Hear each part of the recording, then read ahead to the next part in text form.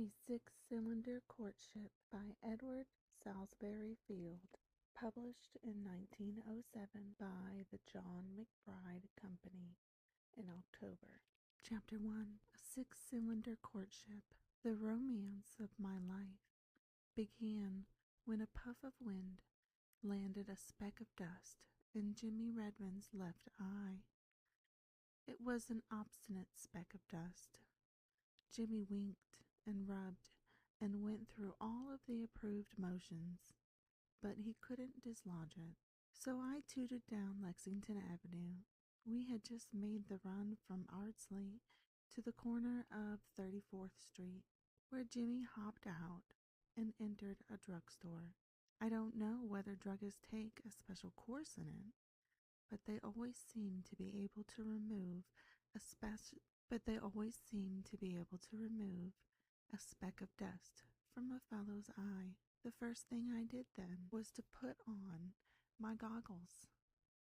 I'm awfully thankful I did too, for that instant fate turned around the corner and tried to throw dust in my eyes. Instead, I threw dust into the eyes of fate. I don't remember whether fate was rated a goddess in the classic literature of yesterday or not. If not, times have changed, for my fate was a goddess, bewitchingly slender and petite, with a vivid, alluring face and the nicest eyes in the whole world. She stopped beside the car, and when she asked me a question, I threw in my mental clutch so awkwardly that I seemed for a moment to have stripped my transmission gear of speech. There I sat like an idiot, my hands on the steering wheel. Then she repeated her question, and I was conscious of being towed into heaven by an angel at the rate of 6,000 miles per minute. This mad burst of speed, however, did not prevent me from answering her question. "Yes, miss," I said. "This car is for hire."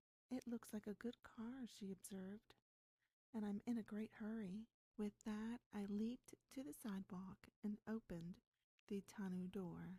"Where to?" I asked, touching my cap. She gave me a number on Fifth Avenue, scared pink for fear Jimmy Redmond would appear. I lost no time in starting. What a blessing that I hadn't killed my engine. I rounded the corner to 34th Street. I stopped my car on Lexington Avenue, with the caution of a timid mariner rounding the horn. Jimmy Redmond was the rock on which I feared to wreck, and I prayed, as only a heathen can, that I might make the turn with no mishap. Past the lamp-post on the corner, past the 34th Street entrance to the drugstore. The gods are kind, I thought, and threw in the high speed. "Hey, Billy!" I glanced over my shoulder, and there was Jimmy racing after me. As if that wasn't enough, the girl called my attention to him. "Somebody seems to want you," she said. "Yes, miss," I acknowledged, opening the throttle wider. "Aren't you going to stop?" "No, miss." "But it may be important." "It isn't, miss," she added, as I saw I made no motion. Wait a minute. "I must insist on your stopping," she said. "At once," she added, as she saw I made no motion to obey. "I must insist on your stopping," she said. "At once," she added, as she saw I made no motion to obey. "And that with Jimmy a whole block in the rear." I suppose I might have lied to her, might have invented some excuse, but I didn't. In the first place, I could think of no proper excuse. In the second place, her command to stop was so imperious that I dared not disobey, for fear of spoiling everything. You may scorn me as one entirely lacking in plausible invention. You may scorn me as one entirely lacking in plausible invention, if you will. But who, pray, can plan rapidly when his mind is filled with with vexatious thoughts. I was far too busy cursing Jimmy to execute a brilliant coup, much less plan one. I had, however, one flash of inspiration. Stop! I had, however, one flash of inspiration. A primitive flash, perhaps, but like all primitive things begot of common sense. There is an axiom of the world's manual of tactics, gospel alike to a soldier, sailor, chauffeur, and second-story man. It reads, if you can't run, face the enemy. Of course, when my fair passenger had insisted that I stopped, I had stopped. Whereabout Jimmy Redmond, who by this time had probably quite given up hope of catching me, took heart and jog-trotted towards us. Then it was I executed this most excellent maneuver in accordance with the axiom before mentioned, and turned sharply around. Perhaps I'd better find out what he wants, miss, I remarked in my best anything to oblige a lady manner, as we crawled slowly towards the enemy. Thank you, she said. Jimmy Redmond is supposed by his friends, some of his friends, to be a man of unusually quick perceptions. But all of the stupid, blundering asses, as he came towards us, he was nothing more nor nothing less than a human interrogation mark, questioning eyebrows, questioning eyes, and why in thunder did you leave me, written all over his face. That the girl didn't read the whole story at a glance. Was nothing short of a miracle. Perhaps fate threw some dust in her eyes just then, or perhaps, but I'll leave that for you to decide. There is another axiom in the world's manual of tactics, which reads, when face to face with an enemy, intimidate him if possible. This I most earnestly sought to do. When within 20 feet of Jimmy, I leaned over the wheel and sheltered from the adorable eyes of my most adorable passenger, scowled threateningly, shaking my fist all the while. If I hadn't needed one hand to steer with, I would have shaken both fists. While I cannot say much for Jimmy's perceptions,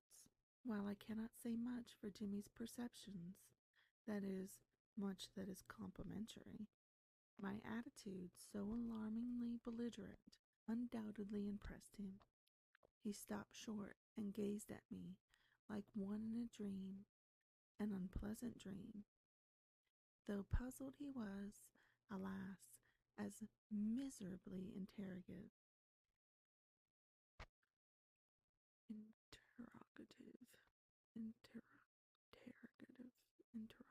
Though puzzled he was, alas,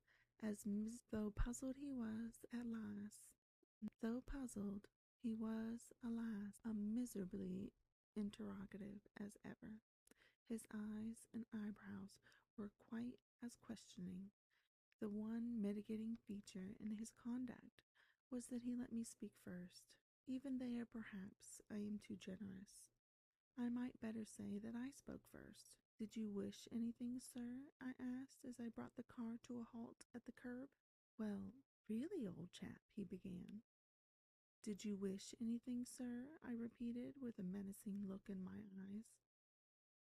I don't know, he stammered feebly. He doesn't know, I said, turning respectfully to my passenger. Of course I know, Jimmy declared indignantly. Of course, sir, I agreed. But if it isn't important, I'd like to go on. Sir, this lady has hired the car. No offense to you, sir. If it's like that, said Jimmy. Very well, sir. Good day, sir. We left Jimmy standing on the curb, the picture of astonishment. Chapter 2. Once more we started on our way towards Fifth Avenue. The beautiful girl in the tonneau may have been a bit suspicious of me. I don't know. Certainly Jimmy had done his best to spoil everything. But had he succeeded? And what was everything? I might wait at the corner of Lexington Avenue and 34th Street till my tires rotted, and yet never lay eyes on my passenger again. I could scarcely hope for a repetition of this charming adventure. But surely there must be a way. Supposing I were to cut rates? No matter how rich people are, she didn't look a bit poor. They enjoy getting things at half price. I would make her a price of $2 and a half an hour. That might arouse her suspicions. But what woman ever allowed her suspicions to stand in the way of her getting a bargain? I would make her a price of $2 and a half an hour. That sentence does not make sense. Whoever wrote this is not a great writer. I would make her a price of $2 and a half an hour. That might arouse her suspicions. But what woman ever allowed her suspicions to stand in the way of getting a bargain? 2.5 marked down from 5. If that doesn't fetch her, nothing will, I thought. Then I stopped the car, for we were in front of a shop. Then I stopped the car, for we were in front of the shop she was seeking. A millinery shop. That settled it. She was rich. As I descended from the car to help her alight, I caught a glimpse of myself mirrored in the window. While indistinctly reflected, the glimpse was most reassuring. A more disreputable-looking person would have been hard to find. Indeed, I was almost too untidy to look professional. What with dust, Jimmy and I had repaired a puncture on the road. And grease, I seemed to have a genius for rubbing against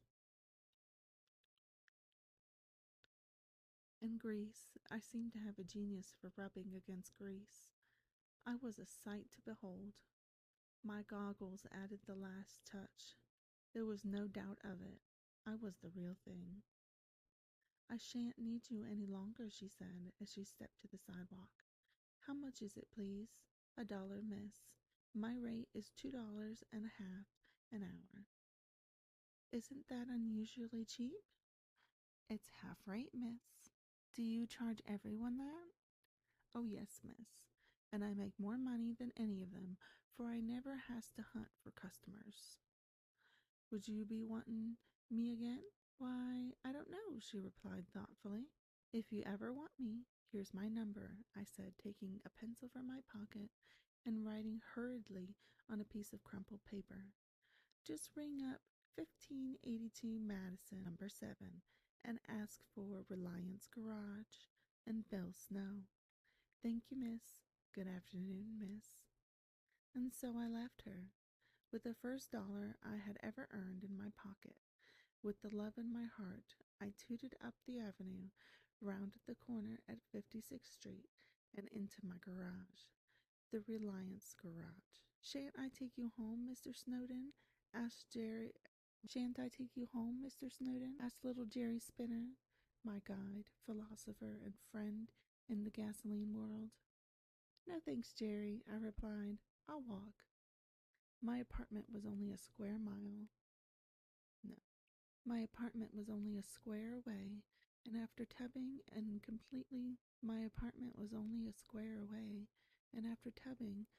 a complete change, I am sure my beautiful patron of the afternoon wouldn't have believed me if I had revealed my identity. But 2 things remained to be done, and the day was complete. Collins, I said to my man, if anybody rings up and asks for Bill Snow, that's me. Very well, sir. And no matter what time of day or night they ring, you must call me. Yes, sir. And if they ask if this is the Reliance Garage, you are to say that it is. Very well, sir. And Collins? Yes, sir. Don't let me start out without telling you where I'm going, so you can reach me in case anyone telephones. Later, as I was leaving for the club to look up Jimmy Redmond, I was greatly amazed and equally angry to be interrogated by Collins. Where is it this evening, Mr. Snowdon? Where is what? I asked sharply. Where are you going, sir? By all the powers, I exclaimed, this is— Then suddenly I remembered.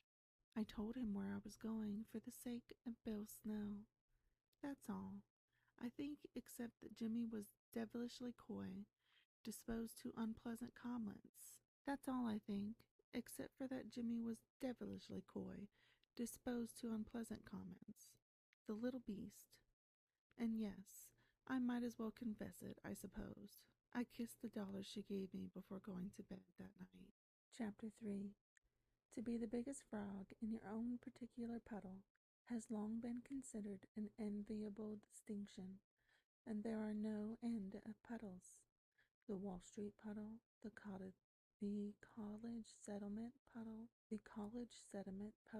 the society puddle, with its miniature eddies and whirlpools, the Cherry Hill puddle, the Mulberry Bend puddle. In short, New York. From the Battery to the Bronx. From the Battery to the Bronx, it is a series of puddles, and in the center of every puddle is a prize frog, a big, complacent, all-powerful, uncrowned king. It is not without a certain pride, then, that I announce my own pretensions, for behold, I was, at this time, a prize frog myself, quite in the center of a puddle of my own, not the puddle of my club, where, truth to tell, I have always been rated rather a small frog, but in the more exclusive gasoline puddle of my garage. Whereas the patron with the most expensive car, the largest monthly repair bill, and the reputation for liberality in the matter of tips and other gasoline gratuities. The largest monthly repair bill, and the reputation for liberality in the matter of tips. Liberality. Damn it, why can't I say it right? The largest monthly repair bill, and the reputation for liberality in the matter of tips and other gasoline gratuities. I was considered a very big frog indeed. The proprietor of the garage, the Reliance Garage, recognized my superiority in countless ways, much to the disgust of the owners of the less expensive cars. Jones might rave about his brakes for a week, and Smith might rage about the condition of his carburetor, till he grew black in the face. But William Snowdon, Esquire, that's me. But William Squire, that's me, had only to suggest, and his suggestions were repeated as commands. Jim would stop work on Jones's brakes, and Pat would drop Smith's carburetor and attend to Mr. Snowdon's, which was awfully nice for Mr. Snowdon, but rather hard on Smith and Jones. I had, however, one real friend, the smallest frog in the puddle, who did not eye my change pocket wistfully, who did not carry his panache for prerequisites into the field of grand larceny. Jerry Spinner, a cheerful little Irishman with fiery red hair and a heart of gold. He was my crutch in the hour of short circuits, my beacon of hope in the dark sea of chewed-up bearings, my oasis in the desert of stripped gears. To him I looked for guidance as a child looks to its father. To him I turned for light, as a flower turns to the sun, and Jerry never failed me. If I were to paint a picture symbolic of truth, honesty, and patience, I would not paint an anemic damsel with a torch in her hand and a laurel on her brow. I would paint Jerry in his dirty blue overalls, his grimy hands, his grease-smudged face. Good old Jerry! It was not to be wondered at, then, that I should turn to Jerry at this time, particularly as my happiness was so plainly dependent upon gasoline. At an early hour next morning, 8 o'clock it was, and that fearfully early, I had Collins ring up the Reliance Garage and request the proprietor to send Jerry to my apartment at once. On his arrival, guardedly. Okay. On his arrival, I guardedly bared my heart to him. You see, Jerry, it's like this. Yes, sir. I want my car to stand up and run as she's never run before. Yes, sir. And I can't bother about any repairs. Jerry looked doubtful. I want you to have her full of gasoline and cylinder oil and everything she needs so that I can have her at a moment's notice. She must be as clean as a whistle, and her brass work must outshine the sun. Yes, sir. I may not want her for 2 or 3 days, but I may want her within the hour. And when I do take her out, the instant I bring her back in again, she must be refilled and cleaned. By the way, here's $5. It doesn't belong to me, so it must be yours. Jerry smiled beautifully. And Jerry? Yes, sir. Don't let anybody touch her unless you're standing by. Hadn't you better write a line to the boss, sir? There be a new boy on the floor, and I mistrust the looks of him. And there's me day off to be considered. There was wisdom in Jerry's suggestion, and I adopted it. Having dispatched the note and Jerry, I proceeded to kill time. At least I tried to kill it, but only succeeded in disabling it so that it crawled haltingly by. I read the newspaper through without skipping a single advertisement. Hotels, theaters, rooms to be let, boys wanted, swaps, second-hand clothing bought. Truly a dreary business. I played 3 games of patience. 9:45. Would the telephone bell never ring? Then I thought of a possible complication. I might get caught in some engagement or other if I answered any telephone calls.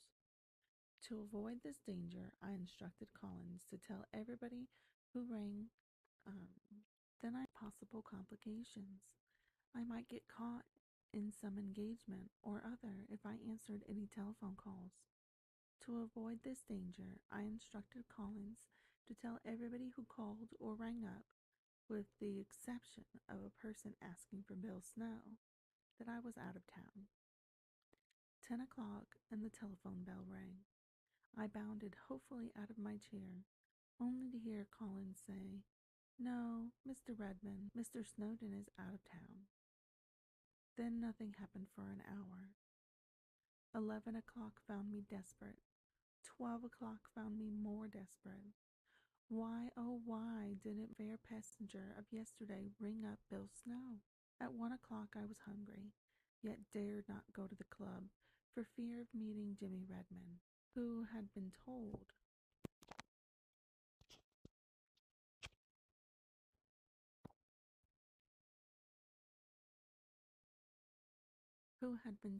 I was out of town. So I had luncheon in my apartment. At 2 o'clock, Wally Stewart rang up, another member of my club, and was informed that I was out of town. Well, I could get back to town in time to have dinner at the club, at any rate. At 3 o'clock, I sent Collins down to buy half a dozen books, which shows how up against it I really was, for I never read books. Collins returned with 2 automobile and 4 detective stories. The man who wrote the first one had never seen an automobile. The man who wrote the second one had only seen a catalog. The detective stories were not so bad. I chose the red one because my car is red, and it was a corker. I forgot all about Bill Snow and was tracking bandits. Wait a minute. I forgot all about Bill Snow and was tracking bandits through the Sierra Nevada mountains on snowshoes. Then the telephone bell rang. I waited with my heart in my mouth, only to hear Collins answer, "No, Mr. Redmond. Mr. Snowden hasn't returned yet." After being interrupted, I couldn't get interested in my bandits and snowshoes again, so tossing the book aside, I fell to considering my case and feeling sorry for myself. Here I was, love's prisoner, a captive in my own apartment, a slave to my own phone. By George, I stood, I stopped and down, I stalked, sit up here. I stalked up and down, moody and depressed, till I happened to glance towards the window. Thank heaven, it had clouded up. It looked like a thunderstorm. Nobody would want to go riding in a thunderstorm. Bill Snow was free till tomorrow. That's all. Only coming home from the club that night, I nearly gave the cabbie the $1 I had kissed the night before. Chapter 4. Chapter 4. I slept till 9 the next morning, and on Chapter 4. I slept till 9 the next morning, and on waking made a dash for the window to see what sort of day the gods had sent me. It was a ripping day, just the kind of day for a beautiful lady to go shopping in an automobile. So I jumped into my bath whistling and sipped my coffee and broke my egg with enthusiasm. I even read the paper with interest, and on the whole was as egregious as an optimist as anyone could find in a day's journey. Had my old nurse been by, she would have remarked that Mr. Williams had got up on the right side of the bed. "I'm out of town again today, Collins," I announced. "And Mr. Snow?" asked the polite Collins. "Bill Snow's on deck, same as yesterday, and pray remember that this particular apartment is the Reliance garage." "Very well, sir." And so I sat on one comfortable chair, my feet on another comfortable chair, and my thoughts wove delectable dreams. A knight in splendid armor, that was me, with a magnificent $1 in his pocket. Did knights have pockets in their armor? Was walking down a pleached alley, leaded by a knight armor. That was me, with a magnificent $1 in his pocket. Did knights have pockets in their armor? Was walking down a pleached alley, leading by the hand a glorious divinity in pale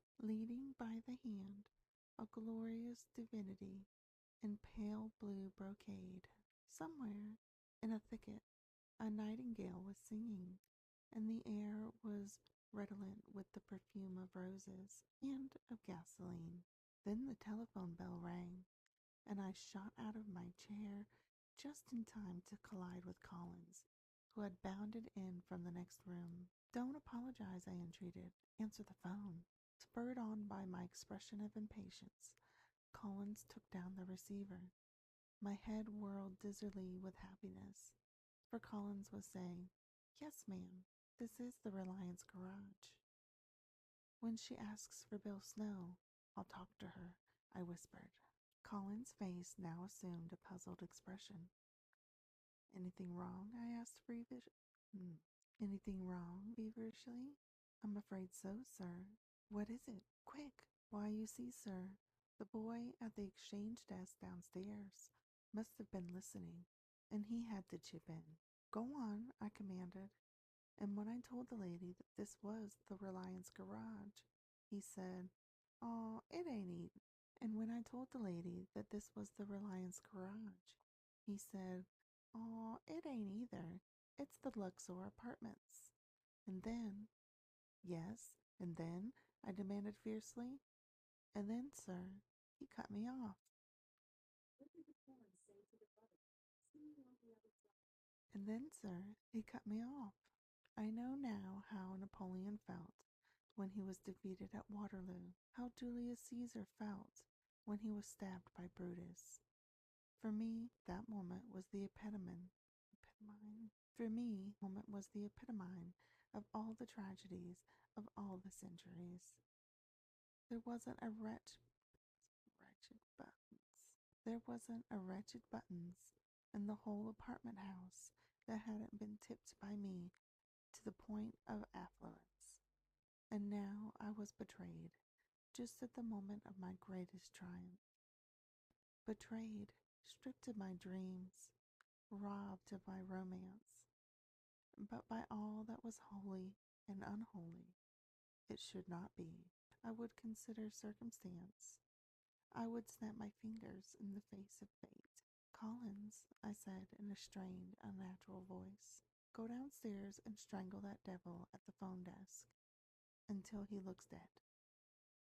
Then hold a $5 bill before his eyes until he revives. Collins, I said in a strained, unnatural voice.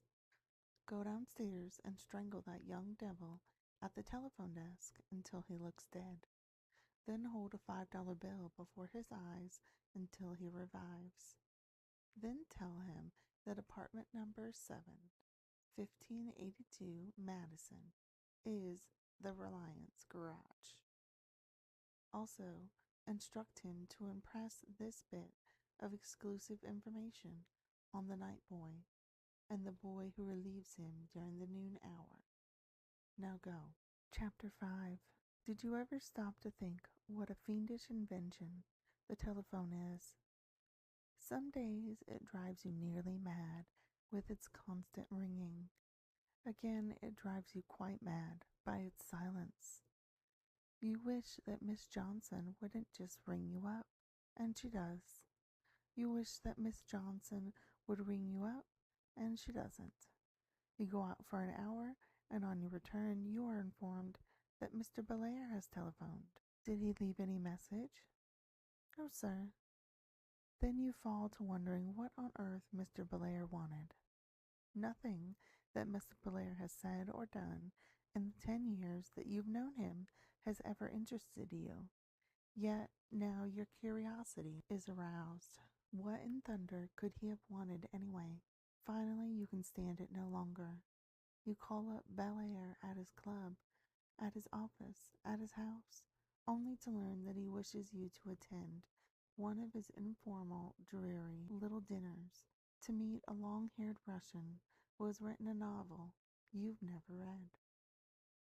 Then you lie politely, while inwardly you curse Belair. Curse yourself for being such an ass to ring him up, and resolve never, never, never to do it again. But tomorrow finds you equally curious, and correspondingly asinine. It is easy enough to evolve a telephone philosophy now, but as I paced the room in my apartment that morning, hoping against hope that the lady of my heart would make another try for the Reliance Garage, 1582 Madison, number 7, I was far from being a philosopher. Instead, I burned with a mad rage towards all the little boys. Where was I? Oh, here we go. Instead, I burned with a mad rage towards all the little boys and brass buttons, and was possessed with a primitive desire to wreck every telephone office in town. Indeed, I longed to go for the telephone companies with an axe. My one consolidation arose from the fact that Collins was supposed to be strangling the boy at the desk downstairs. Even there, I had my doubts. Collins was so uniformly gentle and good-natured. There's a lot in the old saying, if you want anything done well, do it yourself. When the telephone bell rang, and on taking down the receiver, I heard the sweetest voice in the world asking, "Is Bill Snow there? This is Bill Snow. Is your automobile engaged for this afternoon?" "No, miss." "Will you come to number Central Park West at 2? 2 sharp, please." "Yes, miss. Who shall I ask for?" "For Miss Standish." "Very good, miss. I'll be there. Goodbye." Would I be there? Would Bill Snow be at number Central Park West at 2 p.m.? Just wouldn't he, though? And her name was Standish. Mrs. William Snowden nee Standish. Once more my castle in the air was complete. Miss William Snowden nee Standish. But it was quite necessary that Bill Snow should come back to earth and get busy. The first thing I did then was to ring up the garage and tell Jerry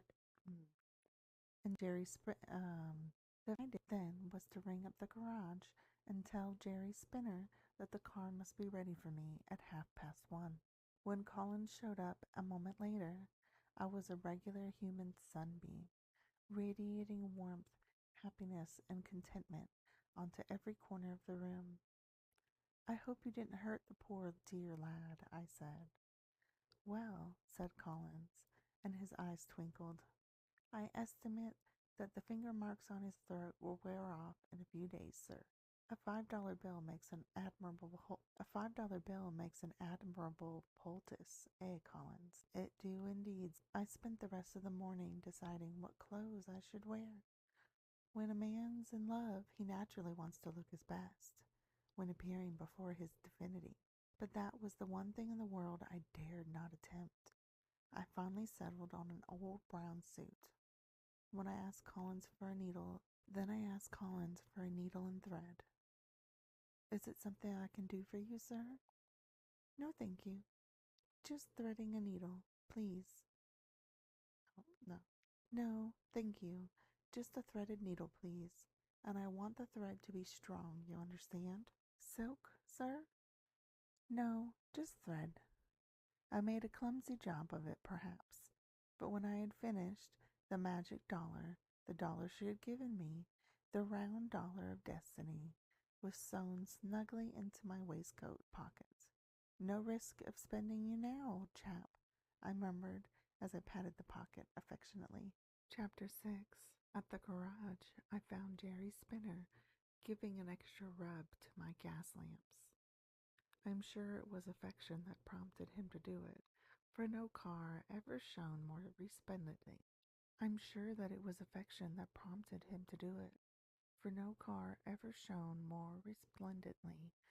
The brass work could have done credit to a man of war, while the beautiful red body was like satin, flawlessly shimmering satin. I tell you, it makes a fellow's blood tingle to look at a car like mine and feel that it belongs to him. A car that will start the direct drive. I tell you, it makes a fellow's blood tingle to look at a car like mine and feel that it belongs to him. A car that will start on the direct drive. A car that will race a railroad train. Or jog contentedly behind a milk cart. A car that can make a steep hill ashamed of itself. A wild, dashing car that eats up the miles. A faithful, sweet running car that purrs like a pussycat. To own a car is to own a kingdom. The driver's seat is a throne, the steering wheel a scepter. Miles are your minions, and distance your slave. To be sure, there are 60 horses to manage, and sometimes they buck, sometimes they balk, but that isn't often. And when you have them well in hand, there is nothing you need fear save brass buttons and a helmet, a nail, or a bit of broken glass on the road. If ever a car ran sweetly, mine did that afternoon. I rang the bell at number Central Park West with the timidity of a butcher's boy who, having found the area gate fastened, has ventured to deliver the mutton chops by way of the front door. A gloomy-looking man in livery answered the bell. The automobile from Miss Standish, I announced briefly. He regarded me coldly, and after a disapproving glance at the car, shut the door in my face. 10 minutes passed. 10 miserable, doubting minutes. Then the front door opened, and a dear little old lady in lavender silk came slowly down the steps, attended by the gloomy livery man. Then the front door opened, and 10 minutes passed.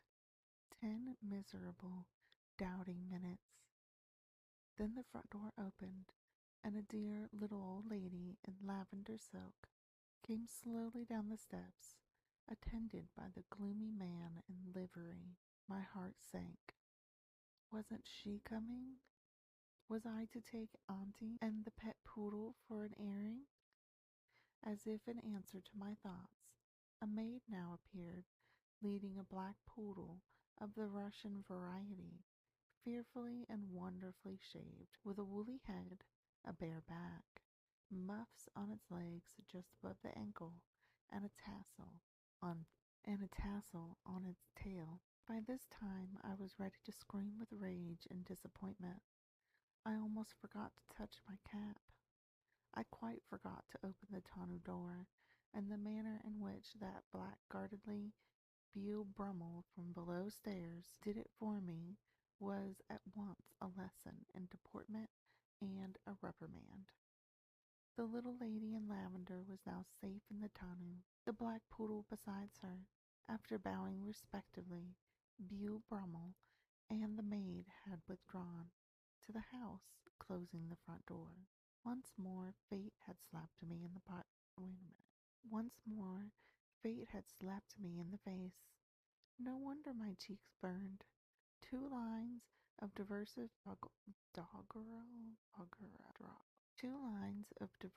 doggerel I heard somewhere ran mockingly through my head. Smarty Smarty gave a party, and nobody came.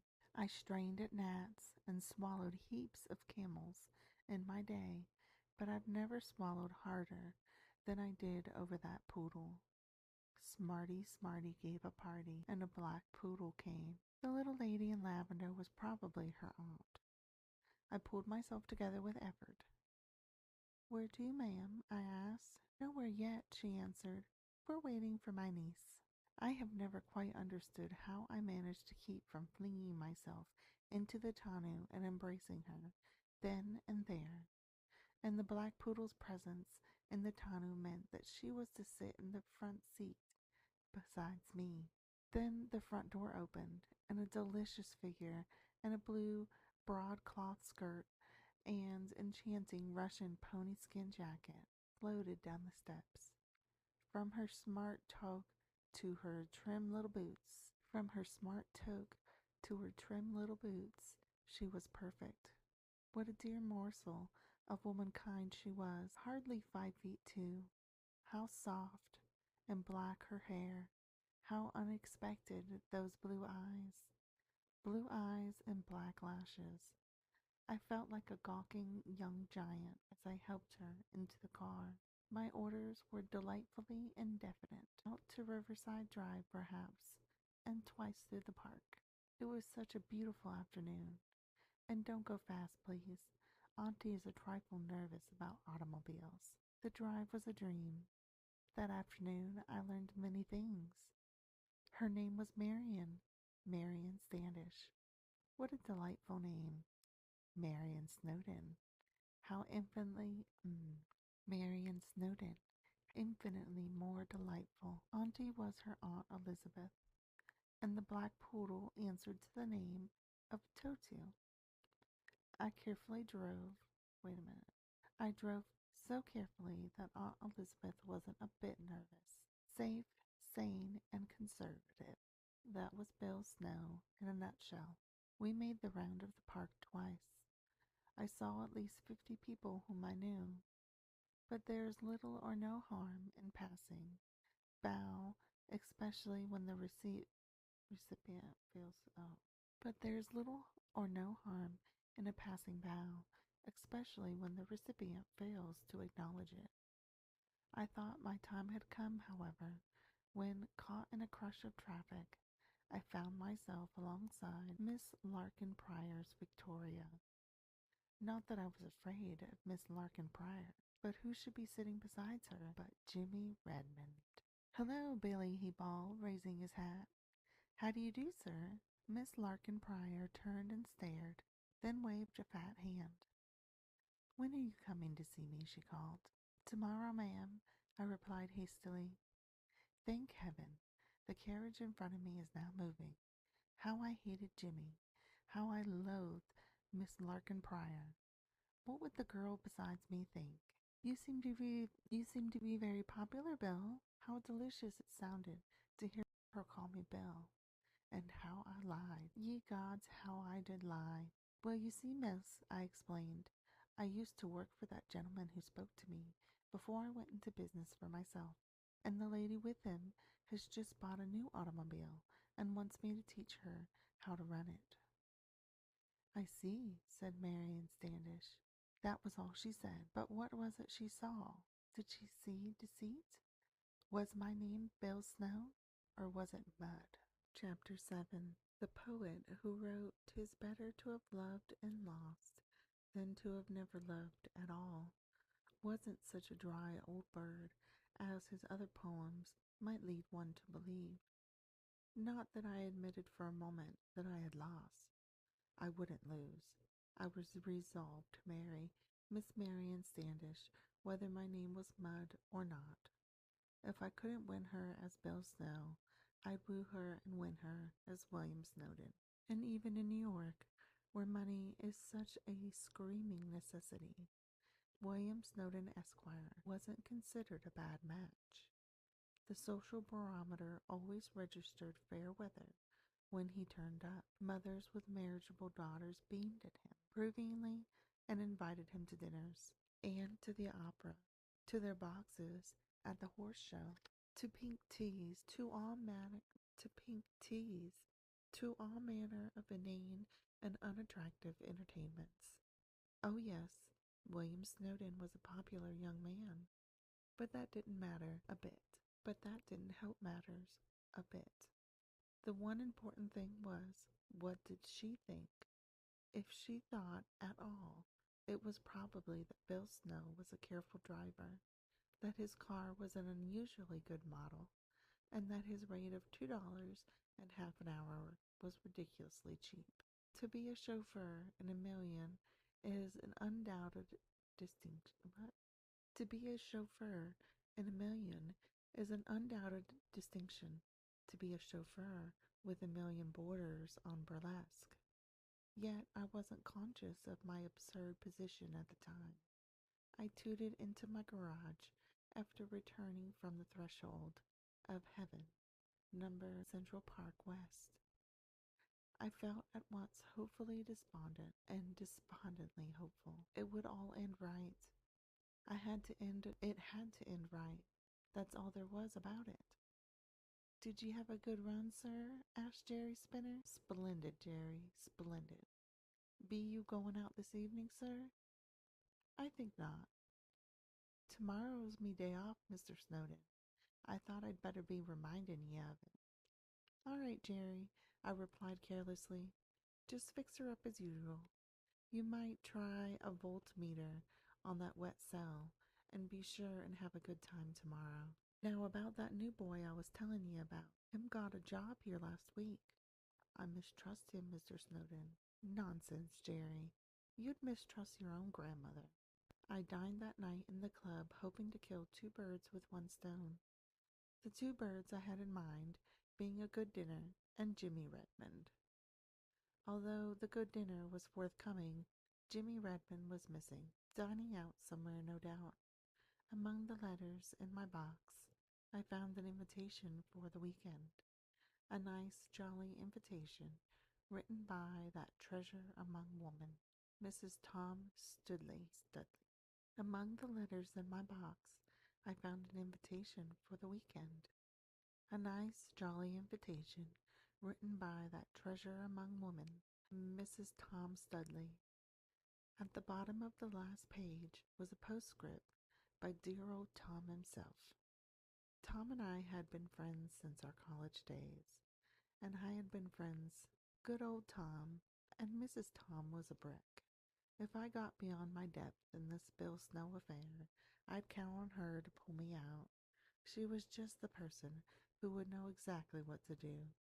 Nowhere was there a more skilled pilot of the social seas, or one more willing to throw a lifeline to a sinking friend.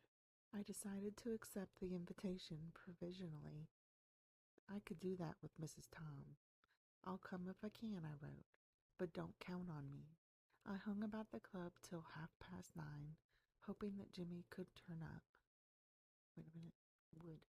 I hung about the club till 9:30, hoping that Jimmy would turn up, for it was high time that he and I were having a heart-to-heart talk. I had resolved to throw myself on his bosom and appeal to his sense of chivalry. That meant, of course, that I should have to take him into my confidence. I didn't relish doing that a little bit, but the little beggar seemed to have a genius for appearing on the scene at precisely the wrong time. and if I didn't muzzle him at once, there was no counting the damage he might do. I waited another half an hour. Still no Jimmy. At 10 minutes past 10, Wally Stewart strolled into the green room and suggested we run over to the...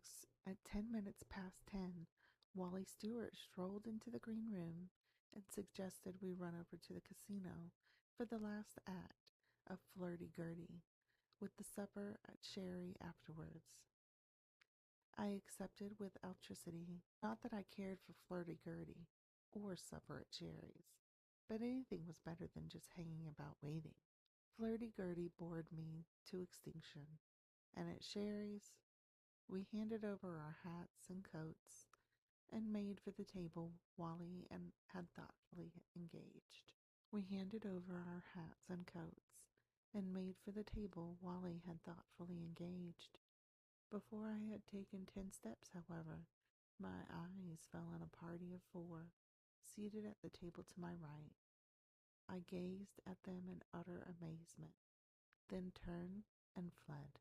For the 4 people were Aunt Elizabeth, Marian's aunt, chap, who I'd before, Marian herself, and sitting next to her and chattering away like a little ape was Jimmy Redmond.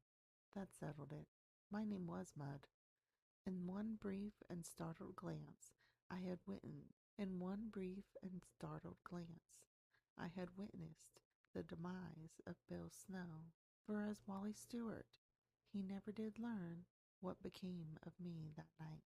Chapter 8. I spent next day in my apartment. Of course, she wouldn't ring up. Jimmy Redmond had settled Bill Snow's fate the night before. Yet I couldn't help hoping, for at heart I knew Jimmy wasn't a spoilsport. I was sure that he would never wittingly pour water onto my gasoline. God, euphemisms are stupid. Yet I couldn't help hoping, for at heart I knew Jimmy wasn't a spoilsport. I was sure that he would never wittingly pour water into my gasoline. Hadn't I got him into the Amsterdam Club, the hardest club to make it in New York? Wasn't I the best friend he had in the world? Besides, it might be that he and Marian were not conscious of ever having seen each other before last night. One always looks so different in the evening. Logically, then, I had every reason to be optimistic. Actually, however, I became more and more despondent. Then the telephone bell rang, and I heard myself telling Collins in a mournful voice that I was out of town as usual, which interesting information was repeated into the ear of Miss Larkin Pryor's maid. An hour later it occurred to me that I was an egregious imbecile not to hunt up Jimmy Redmond and learn my fate direct.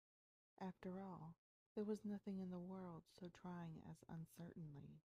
I rang for Collins. "Get Mr. Redmond on the wire, please."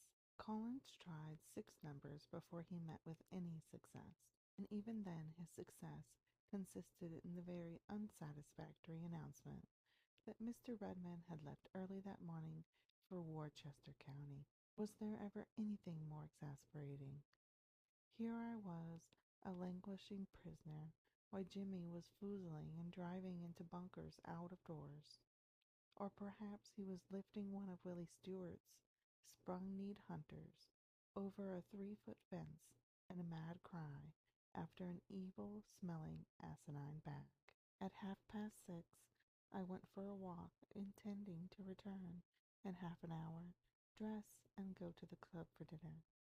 It was delightful, out of doors, just the night for the run, with dinner on a balcony overlooking the Hudson. As I strolled up the avenue, I half resolved to telephone from one of the big hotels near 59th Street and have my car meet me there, trusting to luck pick up a dinner companion at the club. At 59th Street, I wavered uncertainly. Should I telephone, or shouldn't I? An automobile glided past me, making towards the park. It was a stunning, big automobile, red like mine, the same as mine. By George, it was mine. 33756NY. That was my number swinging in the rear. What did it mean? Surprise and uncertainty melted into rage. I'd teach them to let my car out without my knowledge. I'd fix that rascally chauffeur. I'd show them they shouldn't trifle with William Snowden, Esquire. I'd see to it that every owner of every car garage, wait a minute, I'd see to it that every owner of every car in the garage should hear of this outrage. I'd ruin their business, by George. I'd sue them. I'd make New York too hot to hold them. I'd, hugging the curb not 2 feet away, was a car with a to hire sign on it. The very thing. The chauffeur in my car was plainly bent on turning a dishonest penny. He was going somewhere to pick up a load, but where would he take them? I jumped into the automobile so fortuitously at hand. A turn in the park, then Riverside Drive, I ordered sharply. In a moment we were off. We dived into the park, not a sign of my car anywhere. Down West 72nd Street, round a corner into the drive, still no sign. I might miss them altogether now. I probably would. They might be tooting out St. Nicholas Avenue for all I knew. Maybe that miserable chauffeur was taking his sweetheart for a spin. If he was, I could almost forgive him. Lucky fellow to have a sweetheart to spin with. We turned from the drive to circle past a restaurant. We turned from the drive to circle past the restaurant and to inspect the half-dozen cars that were usually to be found there,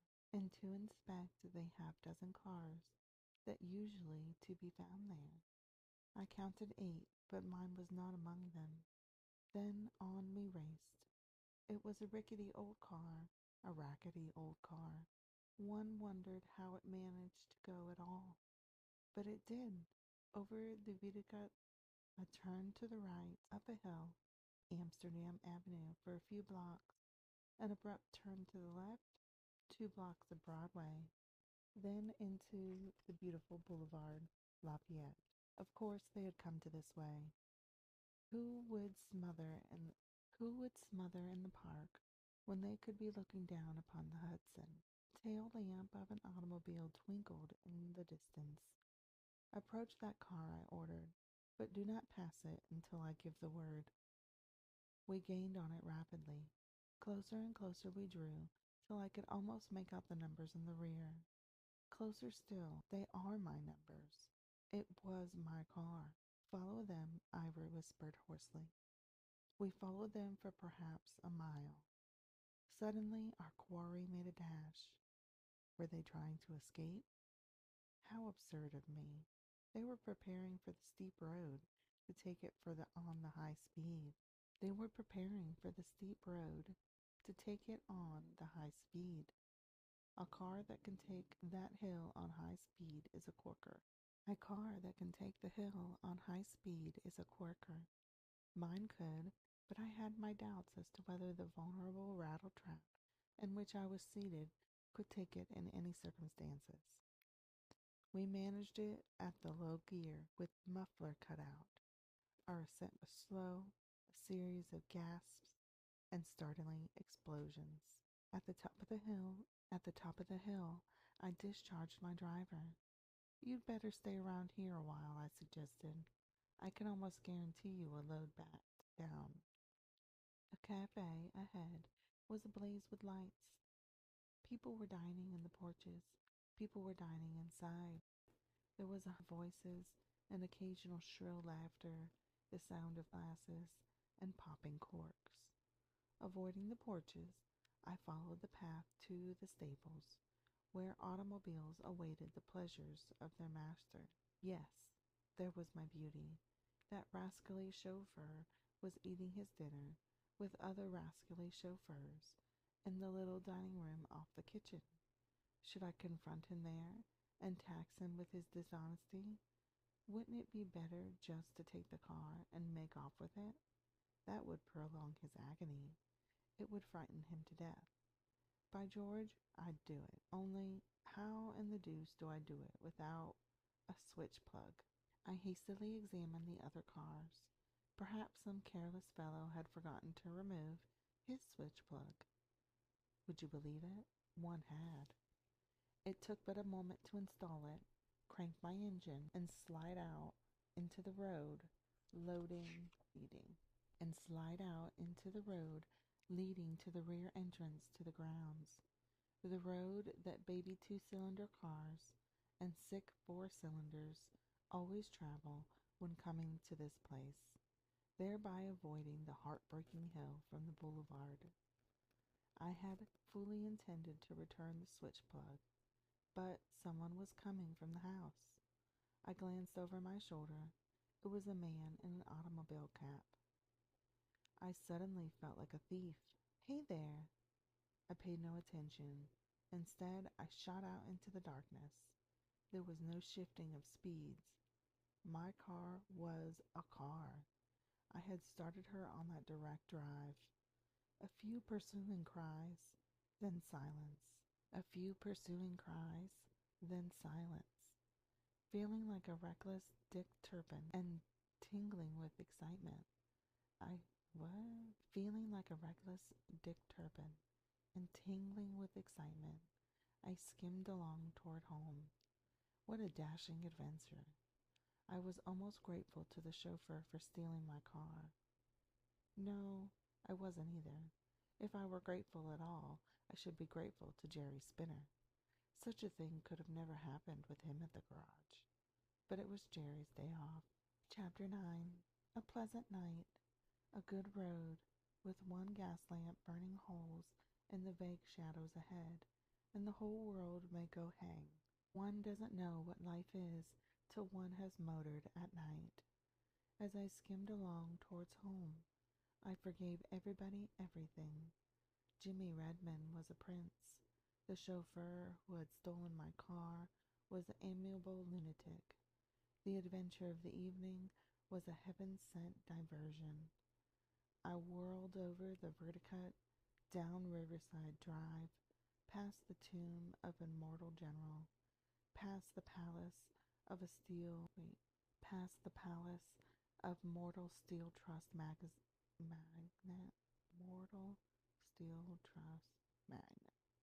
past the tomb of an immortal general, of a Mortal Steel Trust magnate, round the corner into 72nd Street, and plump into the arms of a brass-button policeman. Muttering curses, I jammed both brakes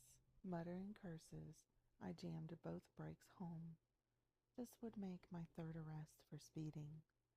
Luckily, I had 6 $100 bonds of the Franklin Surety Company in my pocket for this very purpose. What? Luckily, I had 6 $100 bonds of the I had 6 $100 bonds of the Franklin Surety Company in my pocket for this very purpose. When one motors in New York, one needs more than extra inner tubes, extra casings, and a well-stocked toolkit. Quite meekly, I allowed my burly captor to slide into the seat beside me. "I guess you know where the drive to is," he said. Alas, I knew only too well. I had visited the station house on West 66th Street only the month before. Still, I wouldn't submit without a protest. "My dear fellow," I began. "Cut it," he commanded. "But this is outrageous." "Ah, forget it," he sneered. "I wasn't doing more than 10 miles an hour," I lied glibly, "and you can't prove that I was." My captor chuckled. "You've got your nerve with you, young feller," he said. "I guess you're an old offender, all right." The pity of it was that he had guessed the truth. $10 fine for offense number 1, $50 fine and a reprimand for offense number 2. And now offense number 3 was hanging over my head. We made the rest of the run to the station in silence. The sergeant on duty at the desk received me like a long-lost brother. "It's him, all right," said my captor. "It's the first decent haul we've made this week," remarked the sergeant. "You're a lucky dog, Mac. Did he resist arrest?" "No," said Mac, "but he put on a well front of outraged innocence." "They're always innocent," observed the sergeant. "Got anything to say for yourself, young man?" "Yes," I said. "I've got a lot to say." "Better not say it," he counseled. "It'll be used against you later if you do." "What rot!" I exclaimed. "To hear you talk, no one would think that exceeding the speed limit was a state's prison's offense." "What rot!" I exclaimed. "To hear you talk, one would think that exceeding its... Wait a minute, it still doesn't. What rot!" I exclaimed. "To hear you talk, one would think that exceeding the speed limit was a state's prison offense." I hadn't intended a joke, but both the sergeant and my captor laughed heartily. "Ain't he the goods, though? Ain't he the candy kid?" said Mac. "You have a most primitive sense of humor," I responded hotly. "If it's security you want for my appearance in court, say so. I've had enough of your insolence." "He's had enough of our insolence," repeated Mac. "Ain't he the giddy millionaire, though?" "Chuck it, Mac," commanded the sergeant. "What's your name, young feller?" "William Snowden," I replied angrily. "Where do you live? At the Luxor Apartments?" "No, Madison Avenue." "Ho, ho, ho," laughed Mac. "What's your occupation?"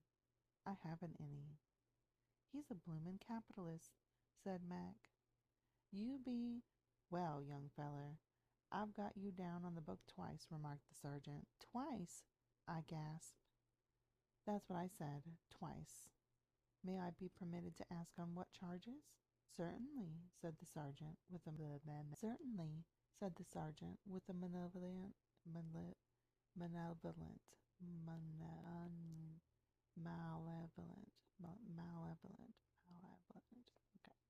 the sergeant with a malevolent grin. "Burglary and larceny." Chapter 10. To be charged with burglary and grand larceny, to have it entered in the police blotter by a goat of a sergeant, together with my name, address, and lack of honest occupation. It was too screamingly absurd. Also, it was as plain as day how it had come about. That rascally chauffeur had telephoned the police, and the order had gone forth to arrest the driver of car number 33756 NY. "Ring up the restaurant, Mac," said the sergeant, "and tell them the good news." That settled it. Well, there was no use trying to establish my identity. The chauffeur who had taken my car from the garage would do that for me. I'd sit by quietly till he turned up. Wouldn't he have a fit when he saw what a scrape he'd gotten into? Yes, I'd sit quietly and smoke a cigarette. "Take that hand out of that pocket," roared the sergeant. "You go to blazes," I returned. "It's my pocket, isn't it?" "Search him, Mac," ordered the sergeant. "I'll be good," I promised meekly. "You bet your life you will," said the sergeant. "This will be a good one for Roker, Mac?" "Yes," agreed Mac. "I guess I'd better ring him up." I wonder who in thunder Roker was. I was soon to learn, alas, that Roker was city editor of the yellowest morning newspaper published in New York. "He'll send a man out at once," Mac announced. "If news is scarce, they'll play it up big," prophesied the sergeant. "Maybe they'll run my picture," ventured Mac hopefully. "You're a lucky dog, Mac," said the sergeant.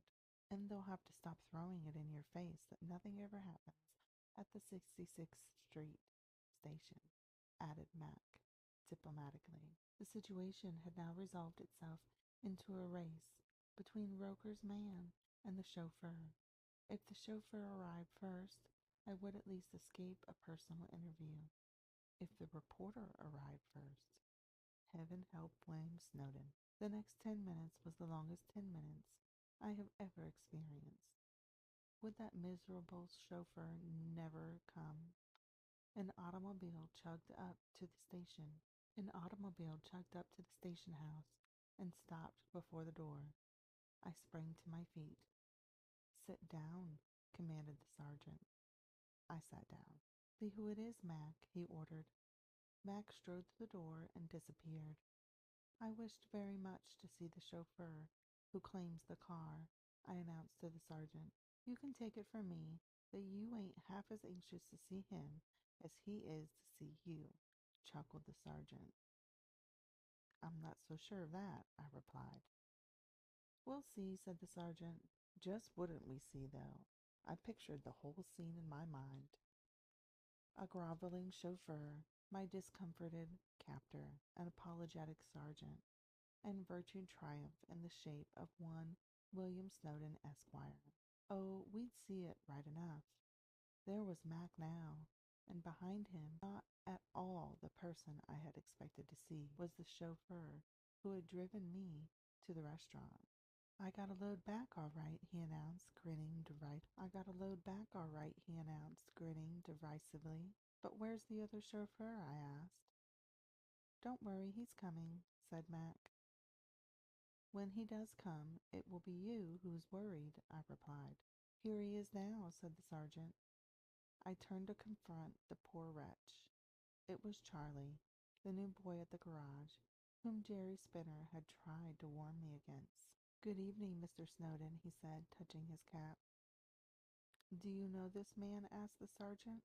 "Certainly," answered Charlie. "He's the owner of the car that was stolen." "I don't believe it," said Mac. "It's a plant, a deliberate plant," cried the sergeant. By ringing up the Reliance garage, you can verify my statement," said Charlie, who, by the way, wasn't groveling a bit. In fact, he was quite the coolest young devil I had ever the misfortune to encounter. "But where," he continued, "is the man who stole my car?" "Where is he?" roared the sergeant. "Yes, where is he?" "Why, you've just been talking to him, you young idiot." "It was I who took the car," I confessed. "Mr. Snowden has a perfect right to take his own car," Charlie declared. "I hope you are satisfied at last that I am the owner of the car," I said, turning to the sergeant. "I don't know," he replied doubtfully. "If you care to see some engraved cards with my name on them," I continued. "How about them people outside?" interrupted Mac. "What people?" demanded the sergeant. "The parties I took out to the restaurant," Charlie explained. "Bring them in," said the sergeant. "The old lady refuses to come," Mac answered. "The old lady refuses to come," Mac announced a moment later. "But the other two will be here in a minute." We all turned expectantly, our eyes on the door. What other miserable people were going to be dragged into this miserable affair? Who were they, and how had they happened to go riding in my car? A girl, accompanied by a man who I had seen once before, walked into the room. The sergeant pointed at me. "Do you know this man?" he asked. The man shook his head. The girl stared in astonishment. "Why, it's Bill Snow," she said. Chapter 11. I shall never forget that awful moment, with my identity shattered beyond all hope of immediate repair. I stared helplessly about me, into the cynical eyes of the sergeant, into the triumph eyes of Mac, into the astonished eyes of Charlie, into the wondering eyes of Marion Standish, into the unsympathetic eyes of her handsome escort. Alas, poor Bill Snow. The high-tension wires of fate had circum... The high-tension wires of fate had circum... Oh my gosh, again. Short-circuited. The high-tension wires of fate had short-circuited with the cylinders of chance, and his 60-horsepower romance had come to a sudden stop in a police station. Could anything be more sordid, more mortifying, more humiliating? And while I was staring impotently, Roger's reporter was swooping down on us from the direction of Park Row. I saw a front-page story under sensational headlines. with pictures of Marion, Mac, and me. Not that. No, sir. Not if I had to corrupt the whole police force to buy the front page of every newspaper in New York. But I must warn her. She must leave at once. Her escort would understand. My advice to you, sir, I said, stepping up to the only uninterested spectator of my disgrace, is to cut out of here with the young lady. There's a reporter headed this way who may take it into his head to include her in the story he's after. By Jove, exclaimed the handsome chap. That's not bad advice, Marion. Just a minute, said the sergeant. Go at once, I begged. How about my bill? Asked their chauffeur. How about his bill? Asked Marion, pointing to Charlie. I'll settle both bills and send you my account through the post. Don't waste a moment. I want my money now, said the restaurant chauffeur. I drew a wallet from my pocket. But I can't allow you to do that, said Marion. Please go, I implored. And you positively identify this man as Bill Snow? Said the sergeant. No, I don't, replied Maryland. Of course I does. Wait a minute. Please go, I implored. And you positively identify this man as Bill Snow? Asked the sergeant. No, I don't, replied Marion. Of course she does, I said. Shall I take them home, Mr. Snowden? Asked Charlie. Yes, at once, I answered. He can't go, said the sergeant. The deuce he can't, I returned. This kid's an accomplice, said Mac. He'll come back as soon as he's taken them home, I promised. Most likely, sneered Mac. Here's Roker's man now, said the sergeant, as a lean, sharp-nosed youth with a face like a fox terrier bounded into the room. Hello, Bellows, said Mac. Hello, said Bellows. Hello, said Bellows. Something doing in my line, eh? Good evening, Sergeant. How do you do, Mr. Snowden? I gasped with surprise. The sergeant gasped with surprise. Mac gasped with surprise. Do you know him? Demanded the sergeant. Why, of course, answered the omniscient. Why, of course, answered the omniscient Mr. Bellows. Everybody in New York knows Mr. Snowden. I handled the story for my paper that time that you bowled over Bishop Jennings. Everybody in New York knows Mr. Snowden. I handled the story for my paper that time that you bowled over Bishop Jennings, Brougham, in the Avenue, he added, with a touch of professional pride. Awfully glad to see you again, old chap, I said, wringing his hand. I've got into no end of a scrape, and you're just the man to help me out. Charlie, take Mr. and Mrs. Porter home. I'll stay here and talk to Mr. Bellows. Marion eyed me with indignant surprise, but her escort took his cue like a veteran. Confound him. Come along, dear, he said. Billy's right. We might as well go home. Chapter 12.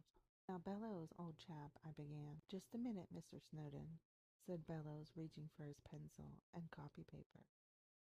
There's really nothing to make a story about, I declared. It's a trivial case of mistaken identity. That's all. Mistaken identity? Why, that's great, Mr. Snowden. Better than I've hoped for. He stole his own car, interrupted the sergeant. And he's down on the blotter for burglary and grand larceny, said Mag. Ripping, exclaimed Mr. Bellows. Simply ripping. If you must write something, I hope you properly roast the sergeant, I said vindictively. But that would spoil the story, protested Mr. Bellows. The lady identified him as Bill Snow. The lady identified him as Bill Snow, growled the sergeant. Merely a pet name, I defended. By the way, who are Mr. and Mrs. Porter? Asked Mr. Bellows. Cousins of mine from Albany. I hope you won't include them in your story, Bellows. I'll only mention them, said Bellows. Are they stopping with you? They are at the Holland House, I lied brazenly. And you were dining together? No, I lent them my car with the chauffeur this afternoon, and they promised to show up at my apartment at 6:30 and take me to dinner at this cafe. It seems that they went for a longer ride than they first intended. For at 6:45 they telephoned that they were too ravenously hungry to wait for dinner, so were dining without me. Naturally, that made me furious. So I hired an automobile, drove to the cafe, stole my own car, and tooted back to town, just to get even. Of course, Charlie the chauffeur missed the car, and supposing it had been stolen, telephoned the police, who captured me on West 72nd Street and brought me here. It's a pippin of a story, said Bellows. Hospitable millionaire, greedy cousins from the country, unique revenge, police, burglary, grand larceny with a grandstand finish. What did you say your cousin's first name was? John, I said. Between you and me, Bellows, I've never liked him. The lady identified him, persisted the sergeant. Yes, said Bellows. How about the Bill Snow part, Mr. Snowden? I hope you'll leave that part out of your story, Bellows. Rather fond of the lady, don't you know? And I see, said the astute Mr. Bellows. You can rely on my handling the lady with the greatest I see, said the astute Mr. Bellows. You can rely on my handling the lady with the greatest delicacy, Mr. Snowden. I say, Mac, you haven't put any of the other fellows into this story, have you? Not on your life, said Mac. If it's a beat for me, it's a box of cigars apiece for you and the sergeant. I'll multiply that by 10, with 100 boxes for yourself. Bellows, if you don't print the story at all, I promise. Oh, I couldn't do that, said Bellows. It wouldn't be honorable. A man can't throw down his paper. I suppose not, I replied dismally. Maybe I could fix it up with your managing editor. Who is your managing editor of your paper now, Bellows? Jack Holliday, said Bellows. Holliday, I groaned. And rather, you noticed that broken nose of his? Sure I have. Well, I broke it for him, I confessed. You don't say so, said the surprised Mr. Bellows. And I had him kicked out of the Lions Club, I continued. Bellows looked at me admirably. Some long-held grudge against his managing editor evidently rankled in his mind. I can't kill the story, Mr. Snowden. I can't, honestly. But if you don't mind, I'd like to shake hands with you, he said. We shook hands solemnly. I'd like to shake hands too, said the sergeant, edging towards us. Same here, said Mac. Holiday tried to break me last winter, continued the sergeant. 3 months in Brooklyn is what he handed me, said Mac. If it wasn't for Bellows and Roker, we would hold out on him every time, declared the sergeant. Bet your life we would, said Mac. We shook hands almost affectionately. Every man must do his duty as he sees it, I remarked magnanimously. That's right, agreed the trio. I think I hear your automobile outside, Mac announced. Good night, boys, I said. I'll give you a lift as far as Times Square if you like, Bellows. You can count on me the next time you're in. Good night, Mr. Snowden, said the sergeant. You can count on me the next time you're run in. Mac accompanied me to the curb. Say, if you ever feel like hitting her up on Riverside Drive, just go for it. I'll fix it up with the boys. That's very kind of you, Mac, I murmured. No, said Mac. That ain't kindness. It's justice. Chapter 13. With Charlie at the wheel, we made for the circle, then down Broadway. Nobody spoke a word. Bellows, no doubt, was thinking of the story he was to write, and Charlie, intent on ever-present problem, was dodging cabs and shaving surface cars. As for myself, the events of the evening danced dizzily, a mad phantasmagoria before my eyes. I was arrested for burglary. Marian was besides me in a police station, looking both sorry and indignant, while over and over again the sergeant repeated, I was arrested for burglary. Marian was besides me in the police station. Marian was beside me in the police station, looking both sorry and indignant, while over and over again the sergeant repeated. She identified him as Bill Snow. The lady called him Bill Snow. Billows lift us in the glaring light of Times Square, diving into the subway to catch a local for the Grand Central, and from there an express to Park Row. Times Square. The old name was good enough for me. What were we coming to anyway? It used to be Longacre Square. It suddenly occurred to me that I was hungry. By George, here it was 10 o'clock, and I hadn't dined yet. The lights of a famous restaurant beckoned to me.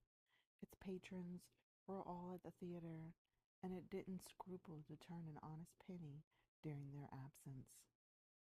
A moment later, we drew up in front of a well-known chop house.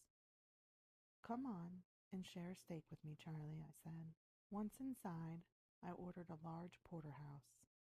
It takes a pair of knaves to open a jackpot, and a parson and a prayer to open the Senate. But the proper opener for a peace conference is a large porterhouse steak. My hunger satisfied, I was no longer in the mood to shake my fist at the world. "Now, lad," I said, "tell me about it."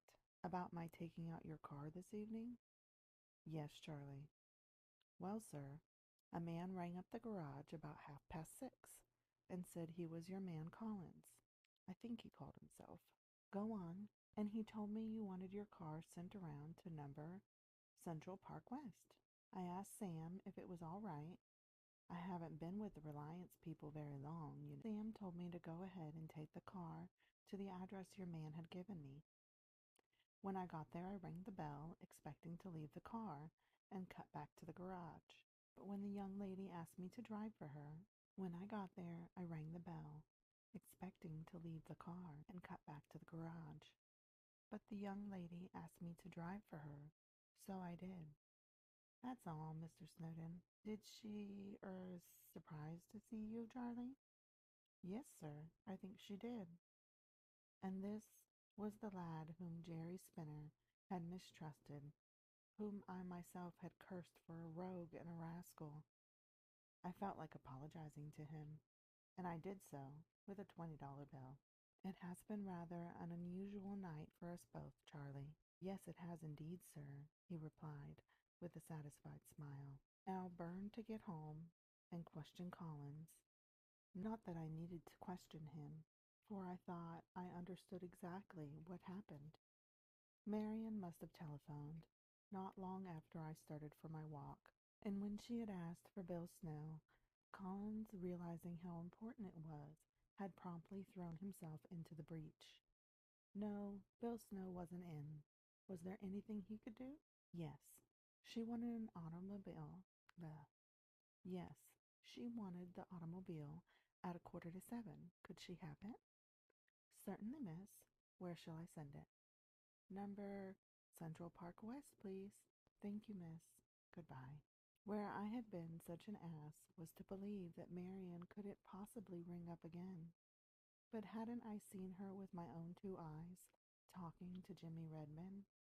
It seems that I had misjudged Jimmy also. He had also kept his own counsel. Good old Jimmy. He was a dear, discreet fellow, and I loved him. Of course, Collins had set out in search of me as soon as he'd hung up the receiver. Not finding me, had made very good by ordering the car sent around. Well, there would be no more Bill Snow excitement, that was certain. His name was Mud now, forever and ever. Collins' story coincidentally exactly with my theory coincided. Colin's story coincided exactly with my theory as to what had happened. "I hope I didn't do wrong, sir," he said in conclusion. "I'm sure you acted most intelligently, Collins," I replied. "I made my mistake in going down the avenue instead of up," he continued. "You see, sir, I thought you would walk towards your club." "And I made my mistake in going up the avenue instead of down," I said. "I've had a rather exciting evening, Collins. Among other things, I've been arrested for burglary and grand larceny." "My word," gasped Collins. "By the way, I'd like to have a copy of the Dispatch with my coffee tomorrow morning." "Anything else, sir?" "No, Collins. Good night." "Good night, sir. I'm very sorry things went wrong, sir." I paced up and down in my sitting room for some time before retiring. What in thunder would the story in the dispatch be like? Why did I have to go and get myself into such a bally mess? And who in thunder was that good-looking chap who had gone riding with Marion in my car? After all, that was the question that worried me the most. Come along, dear. Billy is right. We might as well go home. Those were his exact words. Dear. Chapter 14. I awoke next morning with a sense of impending unpleasantness. After a yawn or two, I remembered what the day held for me. If Bellows made a clear beat of it for his paper, I needn't worry till afternoon papers were on the street, for nobody read the dispatch. That is, nobody west of Madison Avenue. Of course, my cousin, John Porter from Albany, might be a regular subscriber. He looked quite capable of it, but none of my friends was, thank heaven. And even Cousin John would have the decency not to send a marked copy of the dispatch to Marion. Perhaps some other enterprising reporter had stumbled on the story. What an ass I'd been not to tell Collins to buy all the morning papers. I'd do so at once, and he could run out and get them while I was in my bath. When Collins returned, I was dressed in an old brown suit, the one I had worn the day I had taken Marion and Totu and Aunt Elizabeth for a ride, the one with the $1 sewed safe into my waist pocket. If things got too hot for me, I'd hop into my car and make a dash for Long Island, by George, with my coffee on the table in front of me, the dispatch at my elbow. I ordered Collins to glance through the paper. He had just brought it, and if he saw anything about my arrest, to mark it and lay it aside for me. Then I opened the dispatch. It wouldn't be on the front page, of course. By Jove, it was, though, almost a column of it, sandwiched in between the latest Armenian atrocities and the unprecedented and chewing gum preferred. Oh, it was there, safe enough. Latest escapade of millionaire Snowden, motor-mad member of the exclusive Amsterdam club, steals automobile, is arrested for burglary. Snowden's defense, cousins were greedy, the automobile was mine. There followed a hectic version of my last night's adventure in which William Snowden, member of New York's most exclusive clubs and sole heir of the late Commodore Snowden, of the Knickerbocker Yacht Club, was held up as a horrible example of the unemployed rich, while his newfound cousin, Mr. John Porter of Albany, was painted as a gluttonous gourmand with a singularly beautiful young wife. And that was what Bellows called handling the lady with the greatest delicacy. Wouldn't the editor of the dispatch have a fit, though, when he discovered that there were no such persons as Mr. and Mrs. John Porter stopping at the Holland House? Wouldn't the afternoon papers make my life miserable for me? Wouldn't Bellows rage when he learned that I had deceived him, that I had no cousins? And wouldn't the other morning papers, by this time, Collins had been through the lot and had found no mention of my name, sneer at the dispatch under such likely caption as this: reporter on the dispatch is handed gold brick by motor maniac. Our Albany correspondent wires, Snowden's cousins do not exist. And wouldn't they all get busy and print copies of my uncle's The Commodore's will and the photographers of my apartment house? And wouldn't they turn New York upside down in search of Mr. and Mrs. John Porter? Just wouldn't they? Then, by Jove, I'd better get busy myself. I'd ring up the garage and have Charlie bring the car over at 11, and at the same time warn him to keep his mouth shut if any reporters turned up. Then I'd get the club on the wire and order 2 boxes of their best cigars sent over to the 66th Street police station, one for the sergeant on duty at the time of Mr. Snowden's arrest, I didn't know his name, and the other for Mac, with Mr. Snowdon's compliments. Then I'd ring up Jimmy Redmond. I quite forgot the fourth item on my mental list, for the telephone began ringing, and it rang, and it rang, and it rang. Would Mr. Snowdon see a representative of the evening world? No. Would Mr. Snowdon see a representative of the telegram? No. Would Mr. Snowdon see a representative of the evening journal? No. Would Mr. Snowdon see a representative of the Mail and Express? No. He might as well, for they'd print the story anyway. Print it and be... I managed to get in my telephone call to the garage somehow. I asked for Charlie. Charlie wasn't about. Where was Charlie? He wasn't working there any longer. The deuce he hadn't. He quit? No.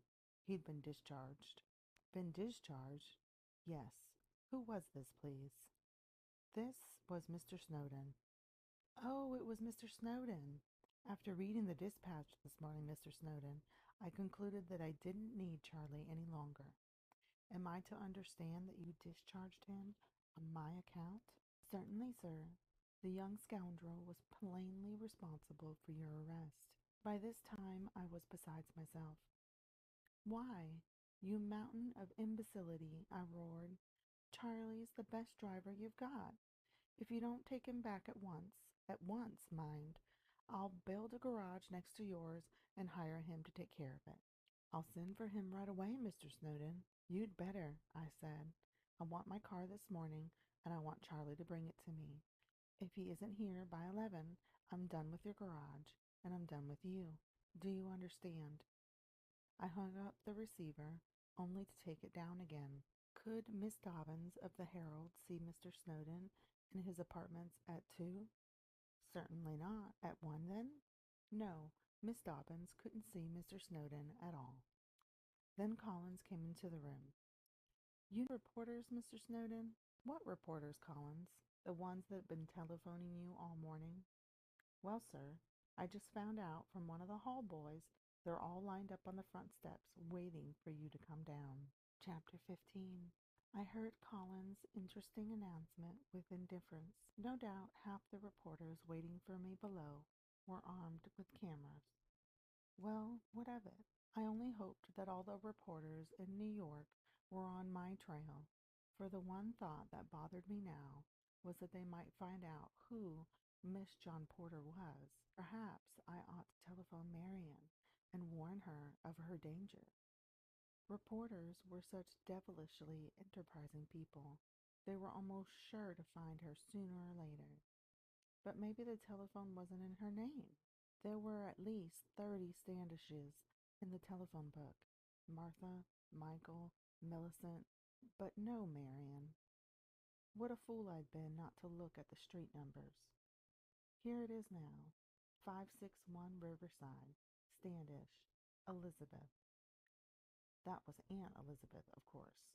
As I took down the receiver, I felt as I imagine a soldier might when about to be court-martialed for a grave offense. Is this 561 Riverside? I asked in a trembling voice. Yes. Is Miss Marian Standish in? Who is this, please? This is Mr. Snowdon. Miss Standish is out of town, Mr. Snowdon. Is there any message? No, I faltered. A click on the other end of the wire told me that the person to whom I had been talking had hung up. And to whom had I been talking? And to whom had I been talking? Was it Marian herself? Was it Aunt Elizabeth? Or was it a maid? And most important of all, was Marian really out of town? Or was she only out of town to Mr. William Snowdon?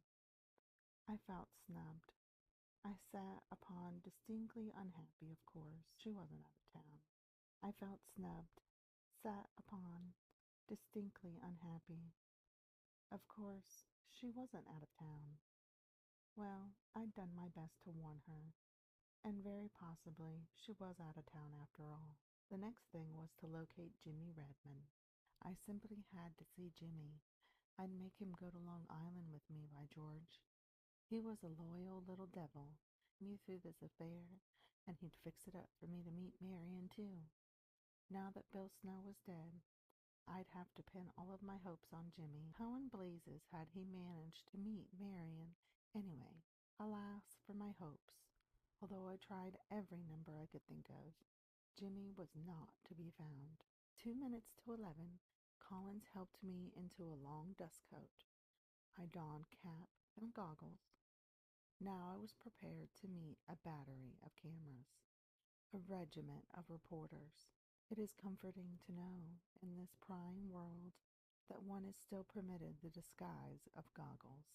The tooting of a horn on the street below, a hasty glance from a window, and I knew that my car had arrived. Now for it. As I descended on the elevator, I debated as to what I should do. "Good morning, Mr. Snowden," chorused the reporters as I stepped into view. "Good morning, boys," I said, nodding pleasantly. "How about that story in the Dispatch this morning, Mr. Snowden?" "It's substantially correct," I affirmed. Not the Holland House part," said one. "No," I admitted. "My cousins are not stopping at the Holland House." "Get a picture of him in his chug wagon, Harry. Snap him on the steps." Those orders issued to camera-carrying aides de camp by their respective generals were promptly executed. "Just a moment, Mr. Snowden. Was the gentleman who appeared in the station really your cousin?" "He certainly was." "And was the lady his wife?" This question was too much for me. "Cut out of here quick, Charlie," I growled. Then, as the car swung away from the curb, I turned and answered my tormentor. "No," I said, "she isn't his wife, and what's more, she never will be." Chapter 16. "Where to, sir?" asked Charlie, as we spun around the corner. "Oh, anywhere," I said, with the relieved sigh of a prisoner just escaped from a hostile band of Indians. Not that a few reporters more or less could make any difference now. It wasn't to escape reporters that I was off to Long Island. It was to escape my friends. I'd probably put up at one of the smaller country clubs on Long Island. Then from there, I'd burn the wires with messages till Jimmy Redmond turned up. There was no use in taking Charlie along with me, though. I'd drop him at the next corner. Charlie took leave of me with many expressions of gratitude. "I'm back on the job again, thanks to you, Mr. Snowden," he said. "Oh, that's all right, Charlie. It was monstrous of Kelly to discharge you. I only hope he will let me stay." "He'd better," I replied. "By the way, if those confounded reporters show up at the garage, you don't know anything about last night." I now took the wheel, directing my course towards the east side. When I say that Manhattan end of the Williamsburg Bridge is the hardest thing to find in New York, believe me, I do not exaggerate. It was 11:45 when I last succeeded in reaching it. Once there, I handed the ticket, purchased with a dime I discovered in a pocket of my dust coat, to the man whose duty it is to collect this questionable tax. That accomplished, I proceeded sedately on my way, a flaming contrast to the shiny black hearse now acting as my pacemaker. Below me, smart sound steamers, clumsy excursion boats, and panting tugs whistled insolently at one another. In front of me loomed Brooklyn, its shoreline a tangle of rigging, masts, and spars, its tall factory chimneys fouling the air with smoke and punctuating the broken skyline like huge exclamation points. In the middle distance, an occasional church spire pointed heavenward, for Brooklyn, be it known, is the champion church city of the United States. I have often wondered if that accounts for the execrable paving of its streets, waterfront. If the good intentions fostered by the churches are in some way responsible for, say, Jackson Avenue. Surely not. The man who paved Jackson Avenue was, as every automobile knows, inspired by the evil one. A happier lot than Jackson Avenue was awaiting me, however. Once off the bridge, I dodged past the hearse, which most probably had inspired those melancholy thoughts, and after some zigzagging in and out and around corners, emerged into Bedford Avenue. 40 minutes later, I was tempting the police on the Jericho Pike. Chapter 17. As I spun along the Jericho Pike, I thought of the first time I had seen Marian at the corner of 34th Street and Lexington Avenue. What a strange place for one's romance to begin. In front of a drugstore, too. Stranger still for one's romance to end in the 66th police station.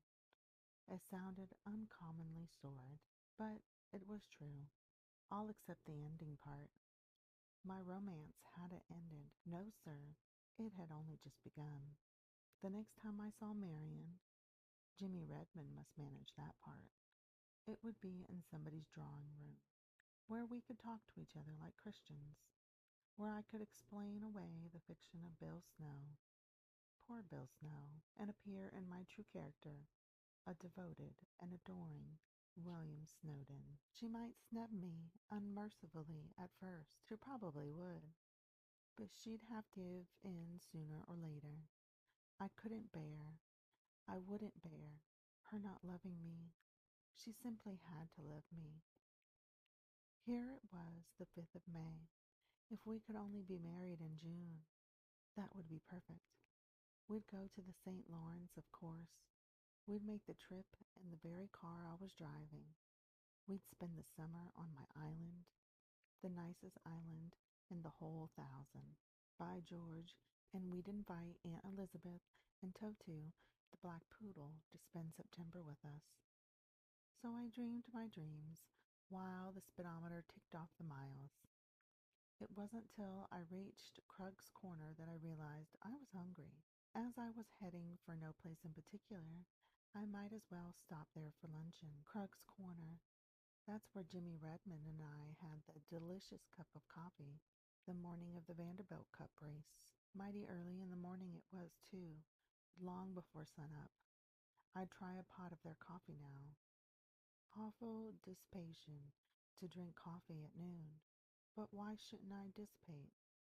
Lots of fellows in my place would have started drowning their sorrows in champagne right after breakfast. Still, sorrows, as a rule, didn't drown easily. They have a horrid way of bubbling to the surface and leering at a fellow over the rim of his glass. Besides, Bill Snow was safe, sane, and conservative on the drink question. No, I'd order coffee, and a boiled squab, and a nice salad that I'd dress myself. I ran my car into one of Krug's sheds, and with the switch plug safe in my pocket, the switch plug I had stolen at the Abbey, by the way, I entered Krug's dining room and seated myself at one of Krug's tables. A Krug waiter slid in with a Krug menu in his hand and took my order. I then dived into my pocket for my cigar case.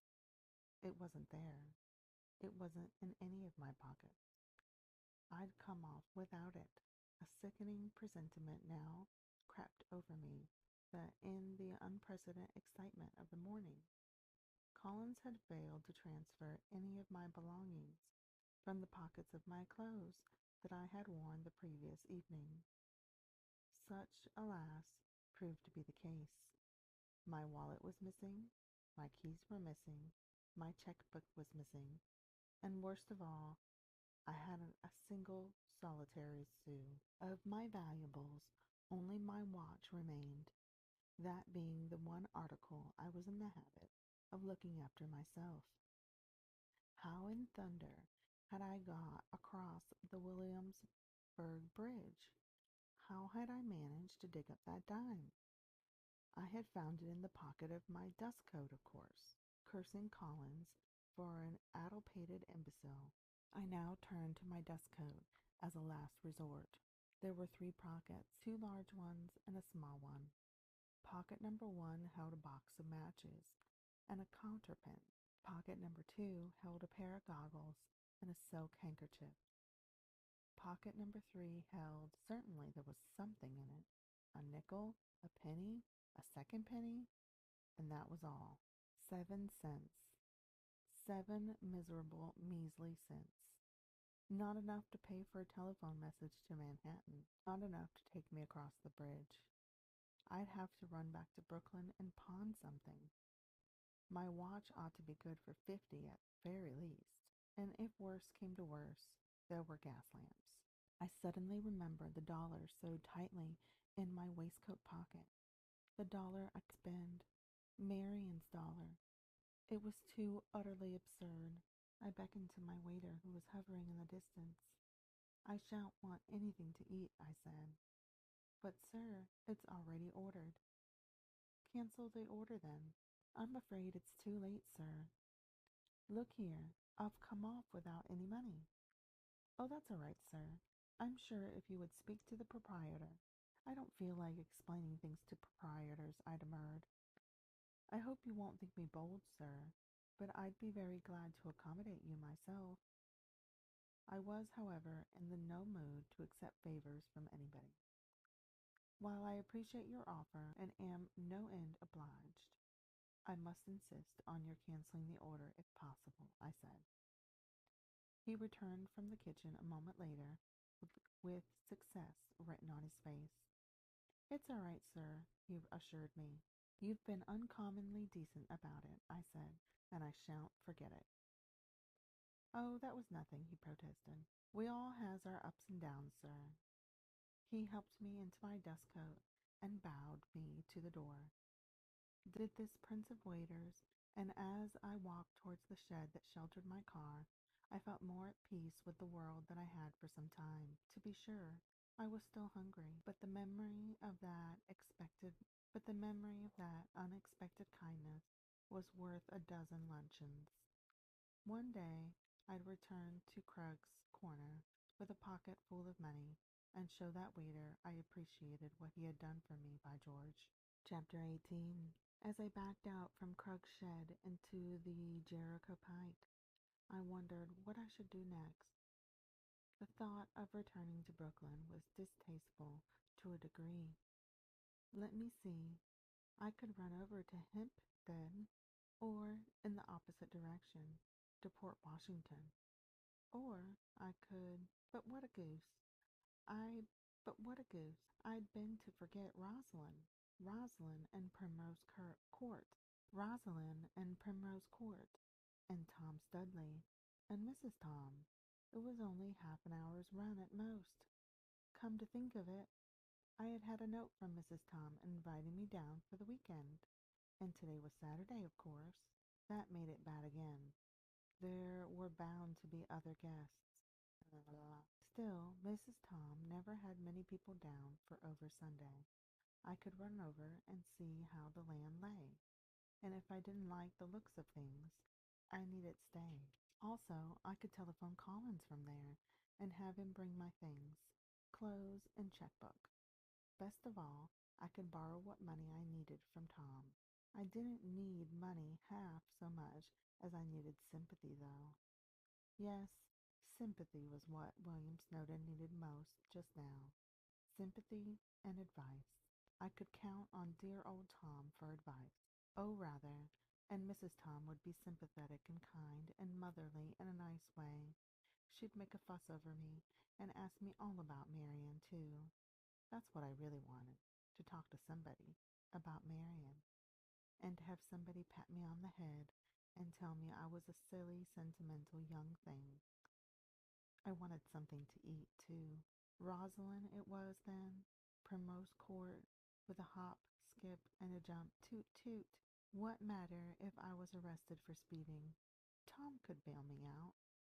What's the use of having 6 cylinders if a fellow isn't allowed to enjoy them?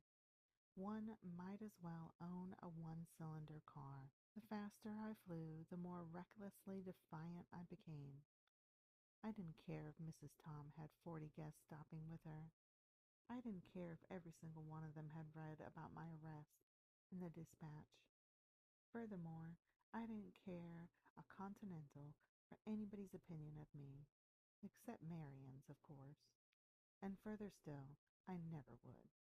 In this enviable frame of mind, I passed the lodge and turned into the avenue leading to Primrose Court.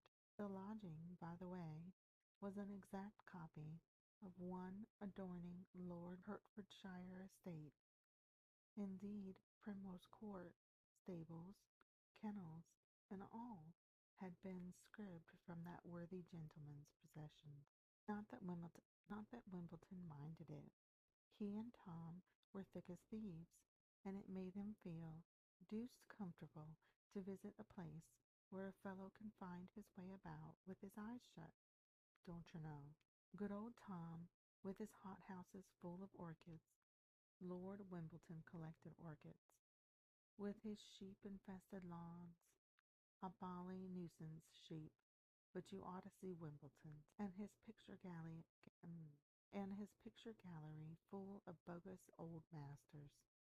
How often have I called him silly copycat, and begged Wimbledon to build a garage at Wimbledon Towers, so that Tom might feel at liberty to add one to his 10-year-old ancestral pile.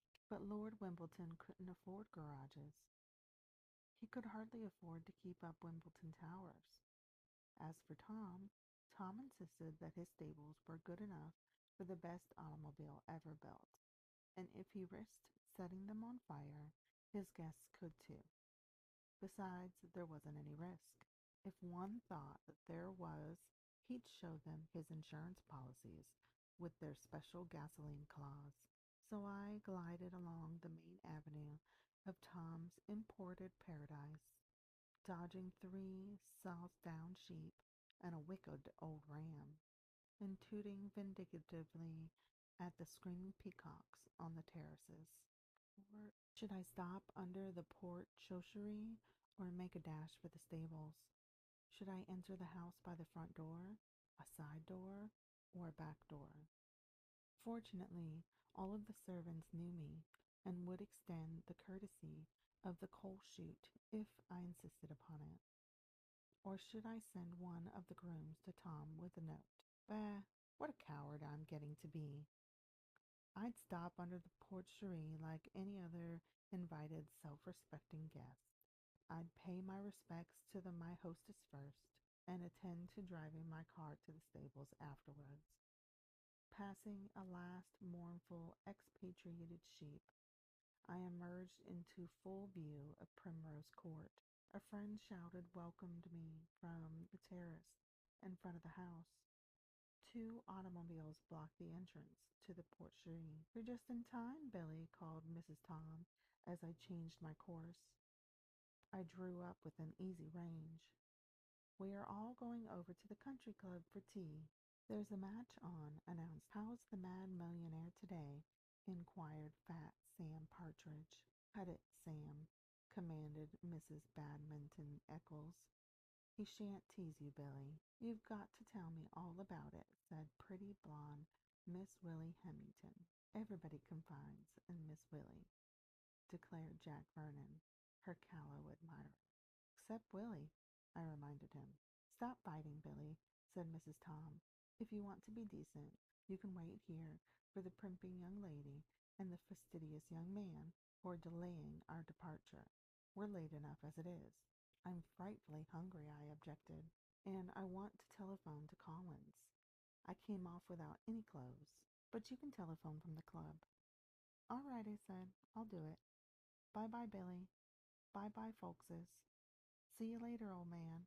Don't forget to order tea for me," I called after them. "I say, whom am I waiting for, anyway?" "Whom do you suppose?"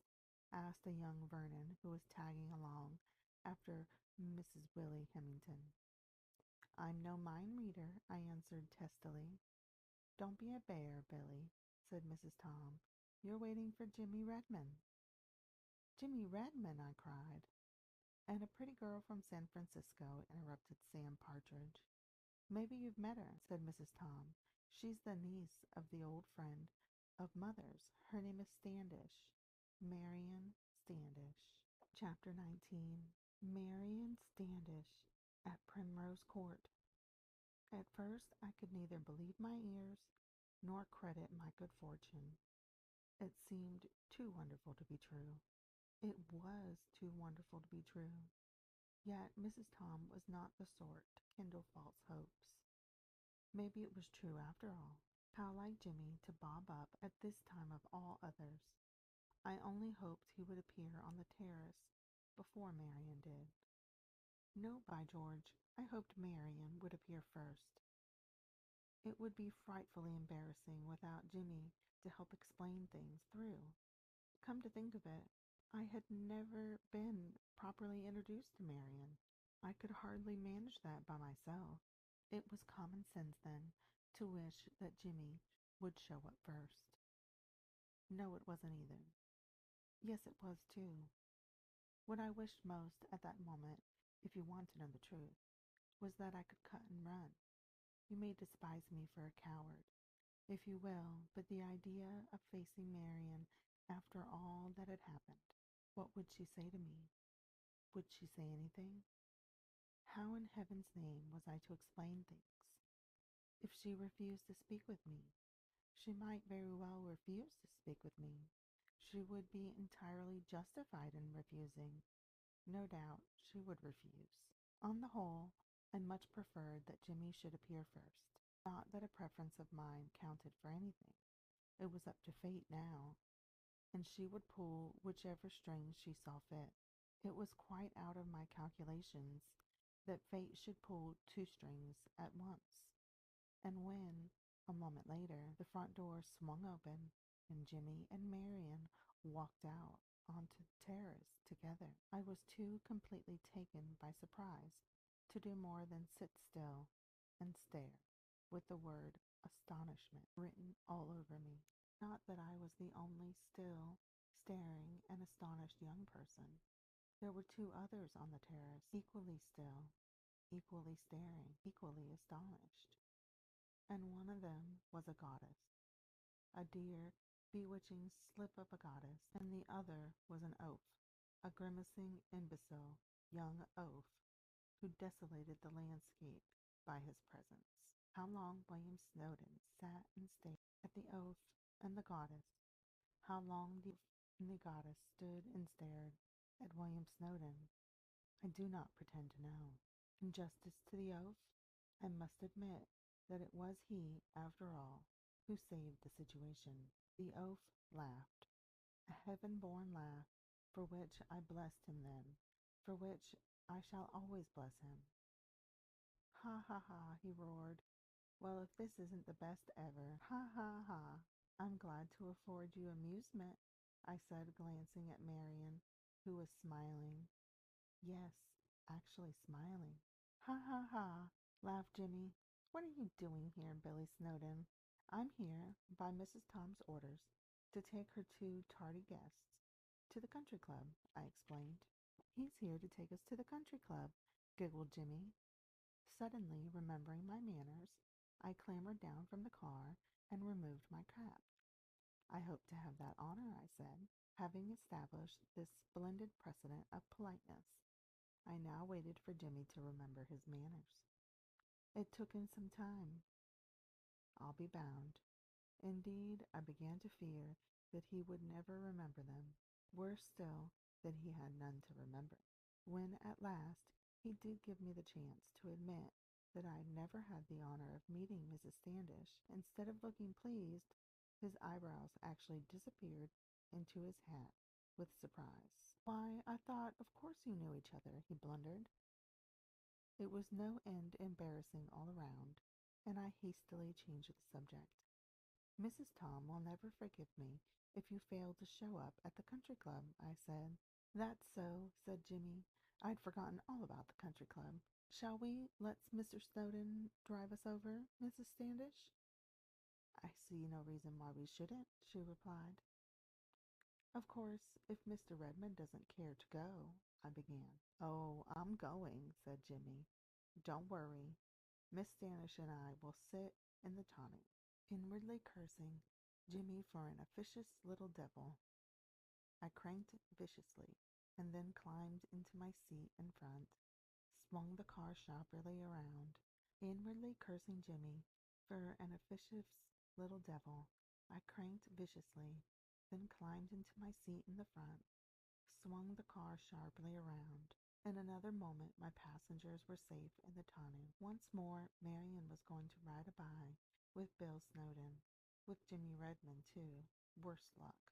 I was on the point of throwing in the clutch when Jimmy asked if I hadn't a rug of some sort. No, I hadn't a rug, but my dear fellow, Mrs. Standish will freeze to death without one. It was a beautifully warm afternoon. Nevertheless, Jimmy quite unceremoniously bolted for the house. As he passed me, he winked. At least, I thought he winked. I'll be back with the rug in 40 shakes, he called from the terrace before disappearing into the house.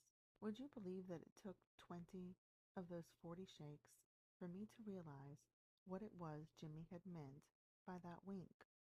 Why, the dear, good, thoughtful fellow had even shut the tonneau door before leaving. Here was my chance, the chance for which I had prayed so fervently. Here it was, at last, a gift from the gods and Jimmy Redmond. With my heart in my mouth, I sped up my engine and threw in my clutch. Hurrah! We were off. I glanced behind me at Marian's startled face, at Jimmy, who, having emerged from the house, was dancing a war dance on the terrace. A moment later, we whizzed past the lodge and into a road that did not lead to the country club. Chapter 20. In the exhilaration of the moment, I felt brave as a lion. Marian safe in the tonneau, Bill Snow at the wheel. What more could I ask? The road, unlike the course of true love, stretched before us smooth as glass. The coils hummed merrily to a six-cylinder accompaniment. There is no music more pleasing to the ear, it seems to me, than the music of coil and cylinder. Even so, the music is monotonous, you say. Why not vary it then? You wish to change in tempo? Certainly. A sexlet of cylinders will obey the throttle as readily as your trained musician obeys his conductor's baton. One can manage a beautiful crescendo whenever one pleases. An artistic diminuendo may be introduced at any moment. If it is your desire to climb yonder hill pianissimo, try the third speed. If you prefer to mount it fortissimo, gauge the second speed and the muffler cut out. But enough of these musician-like marauderings. Let us return to the road, stretching before us, smooth as glass, to Marian in the tonneau, to Bill Snow at the wheel, except that I should have very much preferred having Marian on the front seat besides me. My happiness was complete, till I fell to wondering how she was taking it. What was she thinking?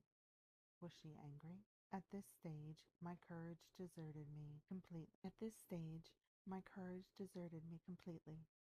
I wasn't a brave lion at all. I was a lamb, a timid, cowardly lamb. By Jove, I mustn't show it, though. I'd glance over my shoulder at the next telegraph pole and see for myself how she was taking it. I passed that pole, and the next, and the next. In all, I counted 33 poles, and still I lacked the requisite courage. Perhaps I'd manage it when I reached that tree yonder. I throttled down the engine so as not to reach the tree too quickly. I passed the tree, only to discover that the courage I sought was not roosted in its branches. Well, if I couldn't courageous, at least I could be reckless. I'd stop the car, by George, that's what I'd do. I'd stop it now this minute. I'd pull it to the side of the road, under that big beech. A turn to the right, out clutch, down brake, kick for the switch. There we were, safe and snug, with a canopy of leaves overhead to shelter us from the sun, and a dead engine for a chaperone. Now to look into Marian's eyes, to explain, to plead, to placate, trembling with eagerness and apprehension. I faced squarely about. I did not speak first. She did not speak first. Nobody spoke first. Perhaps you, yourself, have suddenly become tongue-tied, and perhaps you, yourself, have suddenly become tongue-tied in the presence of love. Perhaps you understand perfectly the silence of that moment. Be that as it may, I was faced about prepared to find an angry Marian, a haughty Marian, an indignant Marian.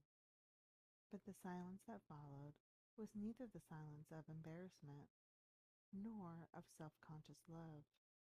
It was the silence of despair, for the face I sought was missing. The door was open, the tonneau was empty.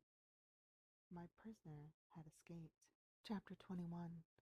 At first, I would not believe it. Marian gone? The tonneau empty? Impossible. When had she left the car? What a reckless thing to do. Why, she might have broken her neck. I stepped into the middle of the road and peered anxiously in the direction from which I had just come. No sign of her anywhere. I remembered now that I had slowed down while trying to gather the courage to glance over my shoulder. She must have escaped then. I couldn't have been going more than 6 miles an hour at the time. Why in thunder hadn't I just glanced over my shoulder? It served me jolly well right for being such a coward. I jumped into the car. And threw in the switch. Would she take the spark without cranking? She ought to. There should be plenty of gas in the cylinders. Just listen to that. In spite of my anxiety, I could not help but feel a glow of satisfaction. It wasn't every car that would take the spark at the throw of a switch. No, there were mighty few that would, no matter what the conditions. Wally Stewart's wouldn't. Neither would Larry Sullivan's. Not that that made any difference now. I'd be willing to trade my car for a penny whistle if I could only find Marian. But that was foolish. I must find her. There were no ifs about it. She would walk back to Primrose Court, of course, and I could easily overtake her before she reached there. Perhaps she'd hail the first wagon that appeared and ask for a lift. No wagons were passing just now, thank goodness. The road was clear for as far as I could see. I began to wonder if I'd recognize the tree that I had approached at 6 miles an hour. There was no end of trees bordering the road. This particular one stood rather by itself, if I remembered rightly. Yonder was a solitary tree. I wasn't approaching it 6 miles an hour either.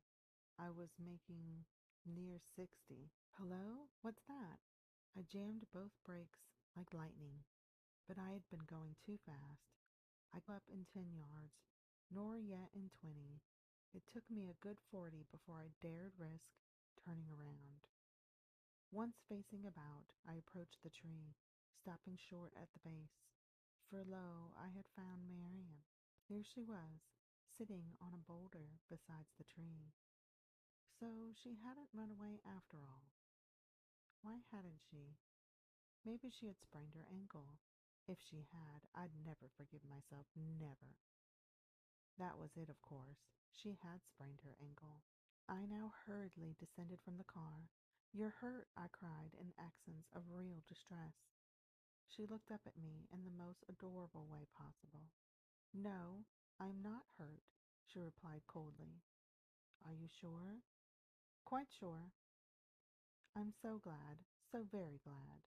And now you'll allow me to explain everything, won't you?" "I don't think that I care to listen to explanations just now, Mr. Snowden." "Oh, but you must allow me to explain. Really, Mr. Snowden. You see, it was like this. Jimmy Redmond and I were coming in from Ardsley, and Jimmy got a speck of dust in his eye. So we stopped at the drugstore and—" "Please, don't bother," she interrupted. "It's no bother," I said.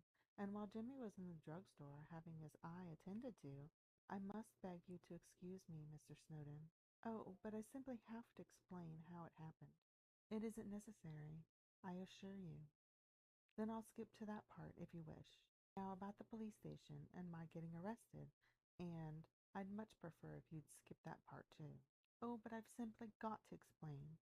If a fellow can't explain, how is he ever to set things right? Really, Mr. Snowden, you're offended with me, I said. I know you are. Is that so unreasonable of me? You wouldn't have gotten out of the car while it was moving if you hadn't been, I continued. I was led to believe that you intended taking me to the country club, Mr. Snowden. I know, I said. I acted abominably. But if you'd let me explain, do you believe in love at first sight? She gave me a quick look, and then rose hastily and stood beside me. I am not in the humor to listen to explanations this afternoon, she said. But that explains everything, I returned triumphantly. You see, I am ready to return to Primrose Court, she interrupted. You see, I loved you from the very first, and good afternoon, Mr. Snowden. With that, she turned on her heel and started down the road. Oh, I say, I protested. Aren't you going to let me drive you back? I prefer to walk, thank you. Then I'd walk too, but maybe she'd relent. On the whole, wouldn't it be better to climb into the car and follow along, ready to give her a lift when she got over being angry with me? Yes, that seems the best plan. I feel like an awful pig, riding while she's walking. But why shouldn't I feel like a pig? Chapter 22. Marian, in her trim boots, marching defiantly towards Primrose Court. Bill Snow, following timidly in his $11,000 imported automobile. It was a picture to make the angels weep. Indeed, had it clouded up and rained teardrops from heaven just then, I shouldn't have been a bit surprised. If Jimmy Redmond could only see us now, he thought. I was mighty glad he couldn't see us, though. Maybe if I was very humble and abject, Marian would listen to reason, would give me another chance. There was no doubt about me being humble. I was as meek as Moses. If the meek ever did inherit the earth, I'd come in for most of Long Island, by George, and I'd trade my whole inheritance for one smile from Marian, one fleeting, friendly smile. I drew a little nearer, still nearer. I was beside her. Won't you please allow me to drive you to Primrose Court? I asked. Thank you, but I prefer to walk. It's a good 3 miles, I urged. She walked on in silence. Isn't there something I can do or say to make you forgive me, Mrs. Standish? No answer. I would do anything in the world, I continued. Still, no answer. Anything in the world, I repeated dismally. You might leave me, she suggested. Anything but that, I cried. It looks perfectly foolish to have you tagging along after me in an automobile. I am past caring for looks, I said. I'm not, she replied. If you'd only let me explain, I pleaded. Silence. It wouldn't take longer than 5 minutes. Silence. And then you'd understand. Silence. More silence. Miss Standish. She stopped short, as it was some seconds before I had sense enough to apply my brakes. I now led the procession by several yards. Being in the lead, however, was not without its advantages. I threw in reverse, backing in a semicircle, till I had planted the car squarely across her back. Then I jumped to the ground beside her. Miss Standish, I said solemnly, if you don't speak to me this minute, I'll scream. Mr. Snowden, she said, if you address me once more, I'll join you. Then we both laughed. This beats screaming all hollow, I managed to say, a moment later. Yes, doesn't it? And explanations, too. Oh, decidedly, she agreed. You might as well ride the rest of the way, I said, supposing I prefer to walk. I don't mind tagging along in the automobile, I said, but it looks so silly. Then you will ride back in the car, won't you? Of course, it is understood that I shall pay you your regular rate. I haven't any rate, I replied shortly, of $2.50 an hour, she continued. You are unnecessarily cruel, Miss Standish. I owe you $8 as it is, Mr. Snowden.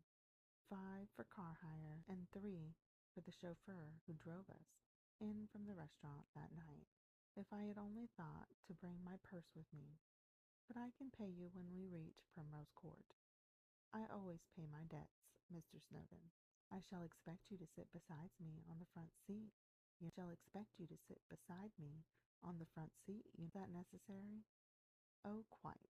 With that, I helped her into the car. How wonderful to have her there beside me. I quite lost my head with happiness. Instinctively, I advanced the spark. Instinctively, I advanced the spark, opened the throttle, and threw in the clutch. And then it was too awful. Instead of moving out into the road, the car leaped backward like a wild thing. Crash, crash, crash, crash, crunch, bang. I had forgotten to change speeds. I had started her on the reverse, and that sound of splintering metal, that was my gasoline tank, gone to glory against the boulder, or gasoline would drip onto the red-hot exhaust pipe leading from the muffler, and then, while there might not be an explosion, Miss Standish, I said quietly, I fear we have met with a grave accident. Please get out. She obeyed instantly. Now please cross to the other side of the road. And you go at once. But go, I thundered. She went. Chapter 23. I now tore off my dust coat and jumped from the car. Yes, she was afire, and the tank held 40 gallons of gasoline. God, what a blaze, and no rug to smother it with. Nothing but a flimsy dust coat. I tore off my other coat, and with it tried to beat out the flames. But the fire fed from the hole in the tank, spread in spite of me, ran here and there in little rivers, mounted higher and higher, scorching the back of the tonneau, shriveling the paint. The more desperately I flayed with my coat, the faster it seemed to burn. My coat was on fire. I cast it aside, scooping up handfuls of dust, renewing the attack. That was the stuff. If only I could put out the fire directly under the hole in the tank, I'd win. Lordy, but it was hot. Bang! The gasoline had begun to vaporize. Bang, bang. She was vaporizing to beat the band. I kicked dust. I burrowed it in like a dog. I filled my cap with it. I tried to stuff the cap into the hole in the tank. Why hadn't I thought of that before? Boom! A sheet of flame shot heavenward. Explosions, followed by explosion. Boom, boom! I jumped back involuntarily and bumped into something. There was a hand on my arm. It was Marian. Go away, I yelled. She did not move. A gust of wind drove the flame almost into our faces. I picked her up as if she'd been a child and hurried down the road. At a safe distance, I sat her down, then turned abruptly. The tonneau was now a blazing furnace. There was a hopeless smell of melting rubber. It was as gloomy as a funeral. The flames leaped higher and higher. They leaped forward like a pack of wolves, licking and splitting. I could bear to look no longer. My dear old car was done for. I was dirty and dusty and forlorn. My cap was gone. My coat was gone. My hands were blistered, and it was all my fault. What a rotten place for a gasoline tank, anyway. Would Frenchmen never learn that the proper way to feed gasoline was by gravity, that the proper place for a tank was under the seat? Boom! That was the biggest explosion yet. And to think, a voice interrupted my thoughts. It's too bad, Mr. Snowden. It's all my own fault, I said. I forgot to change the speeds and started her on the reverse. It was such a beautiful car, and I'm so sorry. It was a bully car, and I loved it. Poor Bill Snow, she murmured. To hear you say that is worth all the cars in the world, I said. Won't you understand, dear? I don't care for anything in the world but you. I loved you the first time I saw you. Please don't, she pleaded. All right, I won't. But you do understand, don't you? Yes, I understand. That is, I understand everything except for how the car caught on fire. I bumped into a boulder and smashed the gasoline tank, I explained. And now I can't drive you back to Primrose Court. We can walk, but it's a good 3 miles. I can walk 3 miles very easily. Besides, we may be able to persuade a passing wagon to give us a lift. It takes money to persuade passing wagons, and I've only got $1.07. Come to think of it, I only have $1. The 7 cents was in the pocket of my dust coat, and I dropped that by the automobile. Poor dust coat. Still, $1 should be quite enough. But I can't part with my dollar, I said. It's the one you gave me the first time we went riding with Bill Snow. It wasn't till I ordered luncheon today that I discovered that I had come off without any money. And do you mean to tell me that you went without luncheon rather than spend my dollar? Of course I did. Do you think I could spend that dollar? Why, I've kissed it heaps of times. I can't show it to you now because it's sewn into my waistcoat pocket. I sewed it in there myself for fear of losing it. She looked at me thoughtfully. I believe you do love me, she said. I can't begin to tell you how much I love you, I replied, or how I've worried about the handsome chap who dined with you that night. My silly cousin? He called you dear. I heard him. He was properly disciplined for that, Mr. Snowden. Say, Bill, I urged. Not now. Will you sometime? Perhaps. Soon, perhaps. Why not now? Oh, but you will sometime. Yes. And you do care for me a little? Yes, Bill. I promptly clasped her in my arms and kissed her. The end. As we come to the of A Six Cylinder Courtship, let's reflect on the captivating journey we've taken with the protagonist, William Snowden. Throughout this story, the author skillfully weaves car references and metaphors, aligning them with the book's central theme. William, our young protagonist, presents a complex character, showcasing a mix of generosity and self-centeredness. In his own eyes, William considers himself superior to others, relying on his wealth to smooth over any social misunderstandings. The story is presented in a diary format at times, offering us a glimpse into his thoughts on the events and people he encounters. William's infatuation with Marion Standish, whom he falls in love with at first sight, sets the stage for a classic romantic tale. However, our hero falls prey to a common trope as he conceals his true identity and fabricates a persona based on his wealth, hoping to win Marion's heart without the influence of money.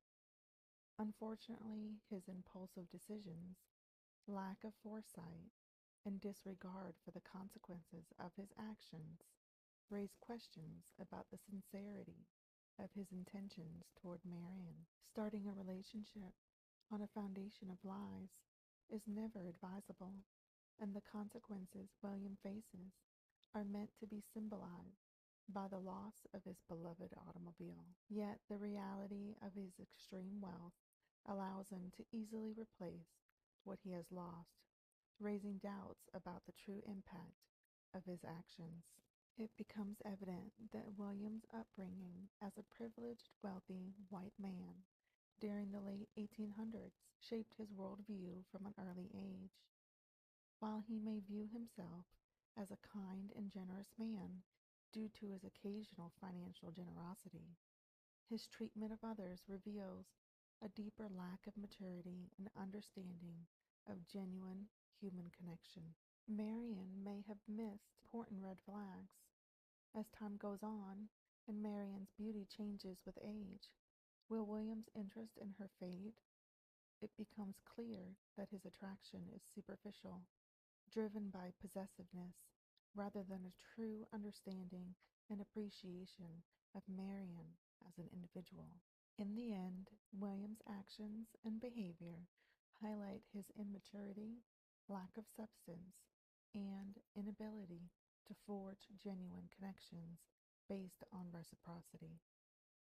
Despite his light-hearted demeanor, a deeper analysis reveals a shallow and self-centered approach to relationships. By examining William's character and behavior, we gain insight into the societal conditions of the time and the impact they had on shaping his perspective. While a fictional tale allows for multiple possibilities, it is likely that William continued to rely on his wealth to navigate through life, using it as a means to get what he wanted, while failing to develop true emotional connections. Let us use this story as a reminder to value honesty, authenticity, and genuine connection in our lives. Thank you for joining me on this exploration of A Six Cylinder Courtship. I encourage you to share your thoughts and insights in the comment section below, and perhaps even contemplate how this story relates to your own experiences with relationships and societal expectations. Remember to like this video and subscribe for more thought-provoking stories and engaging discussions. Until we meet again, may you find wisdom in storytelling and navigate your own path with authenticity and empathy. Good night.